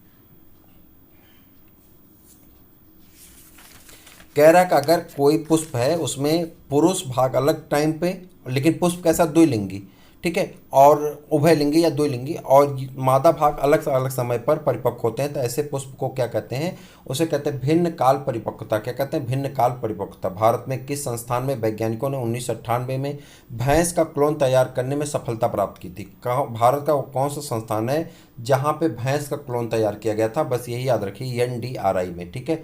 उसके बाद पार्थीनियम के नियंत्रण हेतु जैव प्रौद्योगिकी विभाग द्वारा 14 प्रोजेक्ट विकसित किए गए थे। यह क्या है, पार्थीनियम क्या है, एक घास है। पार्थीनियम क्या है, एक घास है, खतरनाक खरपतवार है। क्या है, खतरनाक खरपतवार है। इसके जो परागकण होते हैं इसकी वजह से अस्थमा नामक बीमारी हो जाती है। कहाँ पाया जाता है, गेहूं के सीजन में, रबी के सीजन में पैदा होता है, ठीक है। उसके बाद किस शहर को जैव प्रौद्योगिकी विभाग द्वारा बायोटेक सिटी की संज्ञा दी गई। कह रहा कौन सा ऐसा शहर है जिसे बायोटेक सिटी की संज्ञा दी गई, उप निरीक्षक के पेपर में पूछा गया था। तो आप इसका आंसर बताएंगे कहाँ पे, लखनऊ को बायोटेक सिटी के, अभी क्वेश्चन ऊपर आया था। TMH फर्स्ट अभी हाल ही में विकसित किस फसल की ट्रांसजेनिक संकर प्रजाति है? किस फसल की ट्रांसजेनिक संकर प्रजाति है, आप इसके बारे में बताएंगे। किसकी संकर प्रजाति है, तो आप कहेंगे किसकी संकर प्रजाति है, तो आप कहेंगे किसकी है, गन्ना की है। उर्वरकों के अधिक उपयोग में किस फसल में रेशेदार झिल्ली का प्रयोग बढ़ता हुआ पाया गया है? कह रहा उर्वरकों के अधिक प्रयोग में किस फसल में रेशेदार इल्ली, ठीक है, इल्ली मतलब उसका जो कैटरपिलर होता है, ठीक है, रेशेदार इल्ली यानी कैटरपिलर का प्रयोग बढ़ता हुआ पाया गया है। तो कौन सा ऐसी फसल है, तो ऐसा इसमें हुआ है सोयाबीन में, ठीक है। वर्मीवांस, वर्मीवांस क्या है, वर्मीवांस क्या है आपको बताना, वर्मीवांस क्या है, तो आप बताएंगे वर्मीवांस क्या है, जल्दी बता दीजिए। वर्मीवांस क्या है, केचुए की खाद का अर्क है, ठीक है। उसका बार बार जुताई, खास तौर पर सूखी भूमि पर गर्मी में ट्रैक्टर से जुताई से भूमि में क्या हो जाता है, भूमि में क्या हो जाता है, उपलब्ध किस पदार्थ की मात्रा बहुत तेजी से नष्ट हो जाती है। कह रहे लगातार अगर आप जुताई कराते हैं तो किस पदार्थ की मात्रा नष्ट हो जाएगी, तो आप जल्दी बता दीजिए किसकी मात्रा, ह्यूमस की मात्रा क्या होती है, नष्ट हो जाती है। खेती का कौन सा प्रकार प्राकृतिक खाद्य चक्र को दोबारा स्थापित करता है? खेती का कौन सा प्रकार प्राकृतिक खाद्य चक्र को दोबारा स्थापित करता है, आपको इसका आंसर करना है कौन सा है, तो आप कहेंगे जैविक खेती। कौन सा है, जैविक खेती, ठीक है। उसके बाद भारत को मार्च 2005 में नीम का पेटेंट किस अमेरिकी कंपनी से छुड़ाकर पुनः प्रदान किया गया? भारत को मार्च 2005 में नीम का पेटेंट किस अमेरिकी कंपनी से छुड़ाकर पुनः भारत को प्रदान कर दिया गया? आपको इसके बारे में बताना होगा। पुनः भारत को प्रदान कर दिया गया, इसका आंसर करना होगा, तो आप बताएंगे WR ग्रेस कंपनी को, ठीक है। और दो अधोलिखित में से किसमें राइजोबियम द्वारा सर्वाधिक नत्रजन प्राप्त किया जाता है? कह रहा राइजोबियम द्वारा सबसे ज्यादा नत्रजन यानी नाइट्रोजन फिक्सेशन किसमें किया जाता है? 4 फसल दी गई हैं, चारों फसल में से आपको एक का आंसर बताना है, तो वो किसमें होता, मूंग में होता। किसमें होता, मूंग में। और भारतीय कृषि वैज्ञानिकों ने ए मैरिना नामक एक लवण सहिष्णुता जीन को किस चावल की प्रजाति से पृथक किया है? ए मैरिना नामक एक लवण सहिष्णुता जीन्स को किस चावल की प्रजाति से उत्पन्न किया है, निकाला गया है, तो आपको इसके बारे में आंसर करना है। तो आंसर क्या होगा, इसका आंसर हो जाता है पोनी IR20 से, पोनी IR20 से। उसका भारतीय कृषि किन समस्याओं से ग्रसित है? भारतीय कृषि किन समस्याओं से ग्रसित है, तो आपको बताना होगा किन समस्याओं से ग्रसित है। तो मृदा की उर्वरता क्षमता में लगातार गिरावट से, दूसरा कृषि में कम उत्पादकता से, और तीसरी जो है क्या है, सूखा एवं बाढ़ की समस्या से, ठीक है। रासायनिक उर्वरकों के अत्यधिक प्रयोग के कारण मृदा उर्वरता के ह्रास में सर्वाधिक प्रभावित राज्य कौन है? कह रहा सर्वाधिक ज़्यादा प्रभावित राज्य कौन सा है, जहाँ पे मृदा डाउन हुई, बहुत ज़्यादा डाउन हुई, तो कहेंगे पंजाब और हरियाणा। जहाँ पे उर्वरकों की वजह से मृदा की उर्वरता घटी है, तो कौन है, पंजाब और हरियाणा। चिकित्सा प्रौद्योगिकी आ जाते हैं, ये आपके लिए इंपॉर्टेंट है, कौन सा, चिकित्सा प्रौद्योगिकी। तो ये इंपॉर्टेंट है, इसको कर लेते हैं चिकित्सा प्रौद्योगिकी के बारे में, उसके बाद आगे बढ़ेंगे। चिकित्सा प्रौद्योगिकी आपको करना, जल्दी बताइए। किस वेद में स्वास्थ्य संबंधी विवरण मिलता है? किस वेद में स्वास्थ्य संबंधी विवरण मिलता है, तो आप कहेंगे अथर्ववेद में। किसमें, आपको पेट का भी एग्जाम देना होगा कुछ लोगों को, तो पढ़ते चलिए साथ में इसको। गुप्तकालीन चिकित्सक धन्वंतरि किसके दरबार की शोभा थे? गुप्तकालीन चिकित्सक धन्वंतरि किसके दरबार की शोभा थे, आपको बताना। गुप्तकालीन तो किसके दरबार की, चंद्रगुप्त द्वितीय के, ठीक है। यूनानी चिकित्सा पद्धति का आगमन भारत में किस समय होता है? बस ऐसे रिवीजन कर लीजिए, बहुत ज़्यादा इंपॉर्टेंट नहीं, 10वीं शताब्दी में, ठीक है। योग सिद्धांत के प्रतिपादक प्रवर्तन कौन है? योग सिद्धांत ये याद कर लीजिए, योग सिद्धांत चर्चा में है पतंजलि। कौन है, पतंजलि है, ठीक है। बुद्धिमान मानव का निकटतम पूर्वज कौन है? बुद्धिमान मानव का निकटतम पूर्वज कौन है? आपसे ये क्वेश्चन इंपॉर्टेंट है, तो आप बता दीजिए कौन है, क्रोमैग्नन। कौन है निकटतम, क्रोमैग्नन। निम्नलिखित में से ट्रैंक्विलाइजर स्वास्थ्य विभाग में परीक्षा में पूछा गया, 2 पीसीएस कराया था पेपर इसका। ट्रैंक्विलाइजर क्या है, निम्नलिखित में ट्रैंक्विलाइजर क्या है, तो आपको ये बताना ट्रैंक्विलाइजर क्या है, तो आप कहेंगे ट्रैंक्विलाइजर क्या है, इक्वेनिल है। क्या है, इक्वेनिल है। और उसके बाद किस औषध के प्रयोग से दृष्टि भ्रम होता है? किस औषध के प्रयोग से, ये भी प्रश्न आपका पूछा गया है, किस औषध के प्रयोग से दृष्टि भ्रम होता है, तो आप बताएंगे किस औषध के प्रयोग से दृष्टि भ्रम होता है, LSD से। किसके, LSD से। 2012 2006 या 7 में पूछा गया, कहीं पूछा गया यार, ठीक है। उसका चिकित्सा का सिद्ध योग पद्धति भारत में किस क्षेत्र में लोकप्रिय है? चिकित्सा का सिद्ध योग पद्धति भारत के किस क्षेत्र में लोकप्रिय है, आपको ये बताना है भारत के किस क्षेत्र में लोकप्रिय है। जल्दी से आंसर कर दीजिए, किस क्षेत्र में लोकप्रिय है, तमिलनाडु में। किस क्षेत्र में लोकप्रिय है, तमिलनाडु में। उसके बाद वर्गीकरण की दृष्टि से मानो किस गण का प्राणी, वर्गीकरण की दृष्टि से मानो किस गण का प्राणी है, तो आपको बताना किस गण का प्राणी है मानो, तो आप आंसर कर देंगे किसमें है, प्राइमेटा का है। विज्ञान की वह शाखा जिसमें जेनेटिक इंजीनियरिंग के माध्यम से मानव जात में सुधार का अध्ययन किया जाता है वह क्या है? विज्ञान की वह शाखा जिसमें जेनेटिक इंजीनियरिंग के माध्यम से मानव जात के सुधार का अध्ययन किया जाता है वह कौन सी शाखा है? तो आप बता देंगे वो कौन सी शाखा है, तो आप कहेंगे यूफेनिक्स है। कौन है? यूफेनिक्स है। कौन है? यूफेनिक्स है। और उसके बाद चिकित्सा विज्ञान की वह शाखा जिसके अंतर्गत कैंसर एवं ट्यूमर का अध्ययन किया जाता है। चिकित्सा विज्ञान की वह शाखा जिसके अंतर्गत कैंसर एवं ट्यूमर का अध्ययन किया जाता है उसे क्या कहते हैं? ऑन्कोलॉजी कहते हैं। और उसके बाद हेप्टोलॉजी, हेप्टोलॉजी किससे संबंधित है? तो आप बताएंगे हेप्टोलॉजी किससे संबंधित है, तो आप कह देंगे यकृत के अध्ययन को क्या कहते हैं? हेप्टोलॉजी कहते हैं। यकृत के अध्ययन को क्या कहते हैं? हेप्टोलॉजी कहते हैं। उसके बाद मेड काउ रोग, मेड काउ रोग जो विगत वर्षों में गायों के पागलपन का कारण बहुचर्चित रहा है, यह कारण किससे फैलता है, यानी यह किससे फैलता है? मेड काउ रोग किससे फैलता है आपको बताना। मेड काउ रोग किससे फैलता है? प्रियान से फैलता है। किससे फैलता है? प्रियान से। कई बार ये प्रश्न पूछा गया है, आने वाले एग्जाम में भी पूछा जाएगा, आप याद रखिएगा। वायरस के संक्रमित कोशिकाएं किस प्रतिरोधी पदार्थों को उत्पन्न करती? वायरस से संक्रमित कोशिकाएं किस प्रतिरोधी पदार्थों को उत्पन्न करती हैं? आपको बताना किस प्रतिरोधी पदार्थों को उत्पन्न करती? 14 का आंसर करना है आपको। कह रहा वायरस से संक्रमित कोशिकाएं किस प्रतिरोधी पदार्थ को उत्पन्न करती हैं? जल्दी से 14 का आंसर कर दीजिए, कौन सा होगा? तो आप कहेंगे इंटरफेरॉन का। किसका उत्पादन करती हैं? इंटरफेरॉन का। एंटीपायरेटिक्स औषधियाँ पाई जाती हैं। पायरेटिक औषधियाँ कहाँ पाई जाती हैं? दर्द और बुखार को उतारने के लिए खाई जाती हैं। ठीक है। उसके बाद वे पदार्थ जो परजीवी प्रतिरोधी सूक्ष्मजीवों का विकास रोक देती हैं कहलाती हैं। वे पदार्थ जो प्रतिरोधी सूक्ष्मजीवों का विकास रोक देती हैं कहलाती हैं, क्या कहलाती हैं? आपको ये बताना। सिस्टीन का आंसर बताना है, क्या है? एंटीसेप्टिक है। क्या है? एंटीसेप्टिक। और रिफेप्सिन नामक दवा किस रोग में प्रयुक्त होती है? रिफेप्सिन नामक दवा किस रोग में प्रयुक्त होती है? तो आप कहेंगे किसमें? टीबी में प्रयुक्त होती है। किसमें प्रयुक्त होती है? टीबी में प्रयुक्त होती हैं। और केंद्रीय औषधि और सुगंध पौध संस्थान कहाँ पर स्थित है? केंद्रीय औषधि एवं सुगंध पौध संस्थान कहाँ पर स्थित है? तो आप इसका आंसर करेंगे कहाँ पे स्थित है? लखनऊ में। केंद्रीय औषधि एवं सुगंध पौध संस्थान कहाँ पे स्थित है? लखनऊ में। वे पदार्थ जो एंटीबायोटिक्स की मारक क्षमता को कई गुना बढ़ा देते हैं क्या कहलाते हैं? वे पदार्थ जो एंटीबायोटिक्स की मारक क्षमता को कई गुना तक बढ़ा देते हैं क्या कहलाते हैं? बायो इनहैंसर कहलाते हैं। फिनाइल किस वर्ग का फिनाइल किस वर्ग की औषधि है? फिनाइल किस वर्ग की औषधि है? आपको ये बताना फिनाइल किस वर्ग की औषधि है, इसका आंसर कर देना है। फिनाइल किस वर्ग की औषध है? तो आप कहेंगे किसका है? डिस्क इन्फेक्टेंट की। उसके बाद परिसंचरण तंत्र में रक्त के थक्के का पता लगाने में किस आइसोटोप का प्रयोग किया जाता है? परिसंचरण तंत्र में रक्त का थक्का का पता लगाने में किस आइसोटोप का प्रयोग किया जाता है? तो आप बताएंगे किस आइसोटोप का प्रयोग किया जाता है? तो आप बता देंगे तुरंत सोडियम 24 का। और कैंसर के रोग के उपचार में किस रेडियो एक्टिव पदार्थ का प्रयोग किया जाता है? कैंसर के रोग के उपचार में किस रेडियो एक्टिव पदार्थों का प्रयोग किया जाता है? तो आप ये बताएंगे किस रेडियो एक्टिव पदार्थों का प्रयोग किया जाता है? जल्दी से बता दीजिए। 22 का आंसर क्या होगा? कोबाल्ट 60 का। किसका? कोबाल्ट 60 का। और उसके बाद न्यूक्लियर मेडिसिन के ट्रेसर सिद्धांत के लिए 1944 में किसे चिकित्सा का नोबेल पुरस्कार दिया गया था? एक क्वेश्चन नहीं पूछा जाता है। पृथ्वी पर पुरानी चट्टानों की आयु ज्ञात करने के लिए किस समस्थानिक का प्रयोग किया जाता है? पुरानी चट्टानों की आयु ज्ञात करने के लिए किस समस्थानिक का प्रयोग किया जाता है? आपको ये बताना होगा किस समस्थानिक का प्रयोग किया जाता है। जल्दी से बता दीजिए किस समस्थानिक का प्रयोग किया जाता है। 24 का आंसर होगा, क्या होगा? पृथ्वी पे पुरानी चट्टानों का क्या है? पुरानी चट्टानों की आयु ज्ञात करने के लिए किस समस्थानिक का प्रयोग किया जाता है? इरिडियम 192। कैट स्कैन के आविष्कारक कौन है? कैट स्कैन के आविष्कारक कौन है? तो आप बताएंगे कैट स्कैन के आविष्कारक कौन है? तो आप कहेंगे हांस और कार्मिक फील्ड। और इनमें से कौन सा अंग शरीर की प्रतिरक्षा प्रक्रिया में भाग नहीं लेता? कह रहा कौन सा ऐसा अंग है जो शरीर की प्रतिरक्षा प्रक्रिया में भाग नहीं लेता है? तो आप कहेंगे मस्तिष्क। ठीक। उसके बाद निम्नलिखित में से कौन सा युग्म सुमेलित है? तो आपको बताना है यहाँ सुमेलित युग्म, इसको छोड़ दीजिए, ये भी आपका जीके टाइप का क्वेश्चन है, छोड़ दीजिए इसको।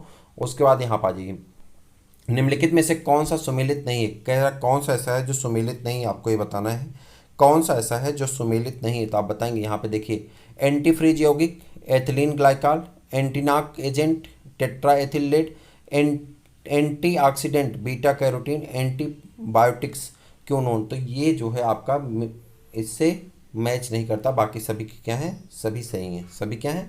सही है। ठीक है।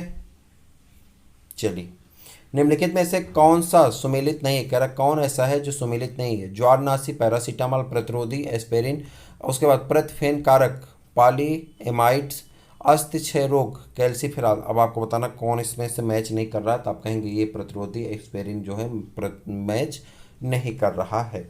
चलिए आ जाते हैं यहाँ पे जैव चिकित्सा अभियांत्रिकी पढ़ना है, जैव चिकित्सा अभियांत्रिकी के बारे में बताना है। जैव चिकित्सा अभियांत्रिकी बता दीजिए, थोड़ा थोड़ा है, ज़्यादा प्रश्न नहीं है। आप 3 पेज और बचे हुए हैं, ठीक है। तो हमने 2 घंटे कहा था, उसके पहले कंप्लीट हो जाएगी, ठीक है। जीन थेरेपी में किसी आनुवंशिक रोग को ठीक करने के लिए कौन सा कार्य संपन्न किया जाता है? कह रहा है जीन थेरेपी में किसी आनुवंशिक रोग को ठीक करने के लिए कौन सा कार्य संपन्न किया जाता है? आपको बताना कौन सा कार्य संपन्न किया जाता है। तो आप कहेंगे फर्स्ट का डी आपका आंसर होगा, प्रक्रियात्मक एलील का प्रवेशन। प्रक्रियात्मक एलील का क्या होगा? प्रवेशन होगा। स्ट्रेप्टोमाइसिन की खोज व विकास किसने किया था? स्ट्रेप्टोमाइसिन की खोज व विकास किसने किया था? तो आप कहेंगे यस बैक्समैन ने। और उसके बाद रिकम्बिनेंट डीएनए तकनीकी का विकास किसने किया था? रिकम्बिनेंट डीएनए तकनीकी का विकास किसने किया था? पालबर्ग और यस सेंगर ने। एक जीन एक एंजाइम सिद्धांत प्रतिपादित किया गया था, बहुत इंपॉर्टेंट क्वेश्चन। एक जीन एक एंजाइम सिद्धांत जल्दी बता दिए किसने दिया था? एक जीन एक एंजाइम सिद्धांत जल्दी बताइए किसने दिया था? बीडल और टैटम ने। कौन? बीडल और टैटम ने। डिप्थीरिया एंटीटॉक्सिन का विकास किसने किया था? डिप्थीरिया के एंटीटॉक्सिन का विकास किसने किया था? तो आप कहेंगे वान बेहरिंग ने। किसने?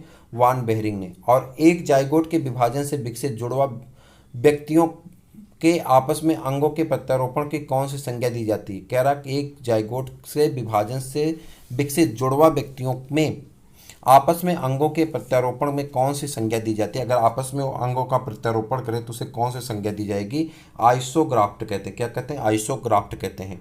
और जब किसी जानवर के अंग का प्रत्यारोपण किसी मनुष्य में किया जाता है तो उसे क्या कहते हैं? जब किसी जानवर के अंग का प्रत्यारोपण मनुष्य में किया जाता है तो उसे क्या कहते हैं? आप बताएंगे उसे क्या कहा जाता है? तो आप कहेंगे उसे कहा जाता है जीनोग्राफ्ट, ठीक है। क्या कहते हैं? जीनोग्राफ्ट कहते हैं, ठीक है। देखते रहिए, सब प्रश्न घुमा फिरा के नए टेक्निक पे भी बन सकते हैं। किस औषध के सेवन से शरीर की रोग प्रतिरोधक क्षमता कम हो जाती है? कह रहा किस औषध के सेवन से शरीर की रोग प्रतिरोधक क्षमता कम हो जाती है? जल्दी बताइए किस औषध के सेवन से शरीर की रोग प्रतिरोधक क्षमता कम हो जाती है? साइटोटॉक्सिन और कार्टिसोन की, यानी ऑप्शन नंबर डी क्या है आपका? सही है। चलिए आगे बढ़ जाते हैं। असंक्राम में मॉड्यूलेटर मुख्यतः ऐसी औषधियां हैं जो असंक्राम्य मॉड्यूलेटर ऐसी औषधियां हैं जो कार्य करती हैं, किसका काम करती हैं? शारीरिक गतिविधियों को अधो या ऊर्ध्वगामी दिशा की संचालित करती हैं। मिकास क्या है? मिकास क्या है आपको बताना। मिकास क्या है? 10वें क्वेश्चन का आंसर करिए। मिकास क्या है? तो आप कहेंगे मिकास क्या है? बाईपास सर्जरी की एक नई विधि है। एक्यूपंक्चर चिकित्सा पद्धति का विकास किस देश में हुआ था?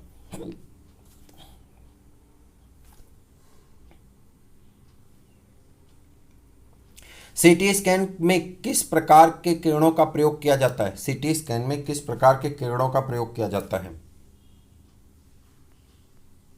यक्स किरणों का। रोग निदान के किस विधि में शरीर के किसी प्रकार के विकिरण हानि पहुंचाने की संभावना नहीं है? कह रहा रोग निदान में किस विधि में शरीर के किसी प्रकार के विकिरण हानि पहुंचाने की संभावना नहीं होती है? तो आपको बताना है 13 का आंसर क्या होगा। तो आप कहेंगे किसका? एमआरआई में। एमआरआई का अगर आप कराते हैं तो आपको किसी प्रकार के किरण से नुकसान नहीं होगा।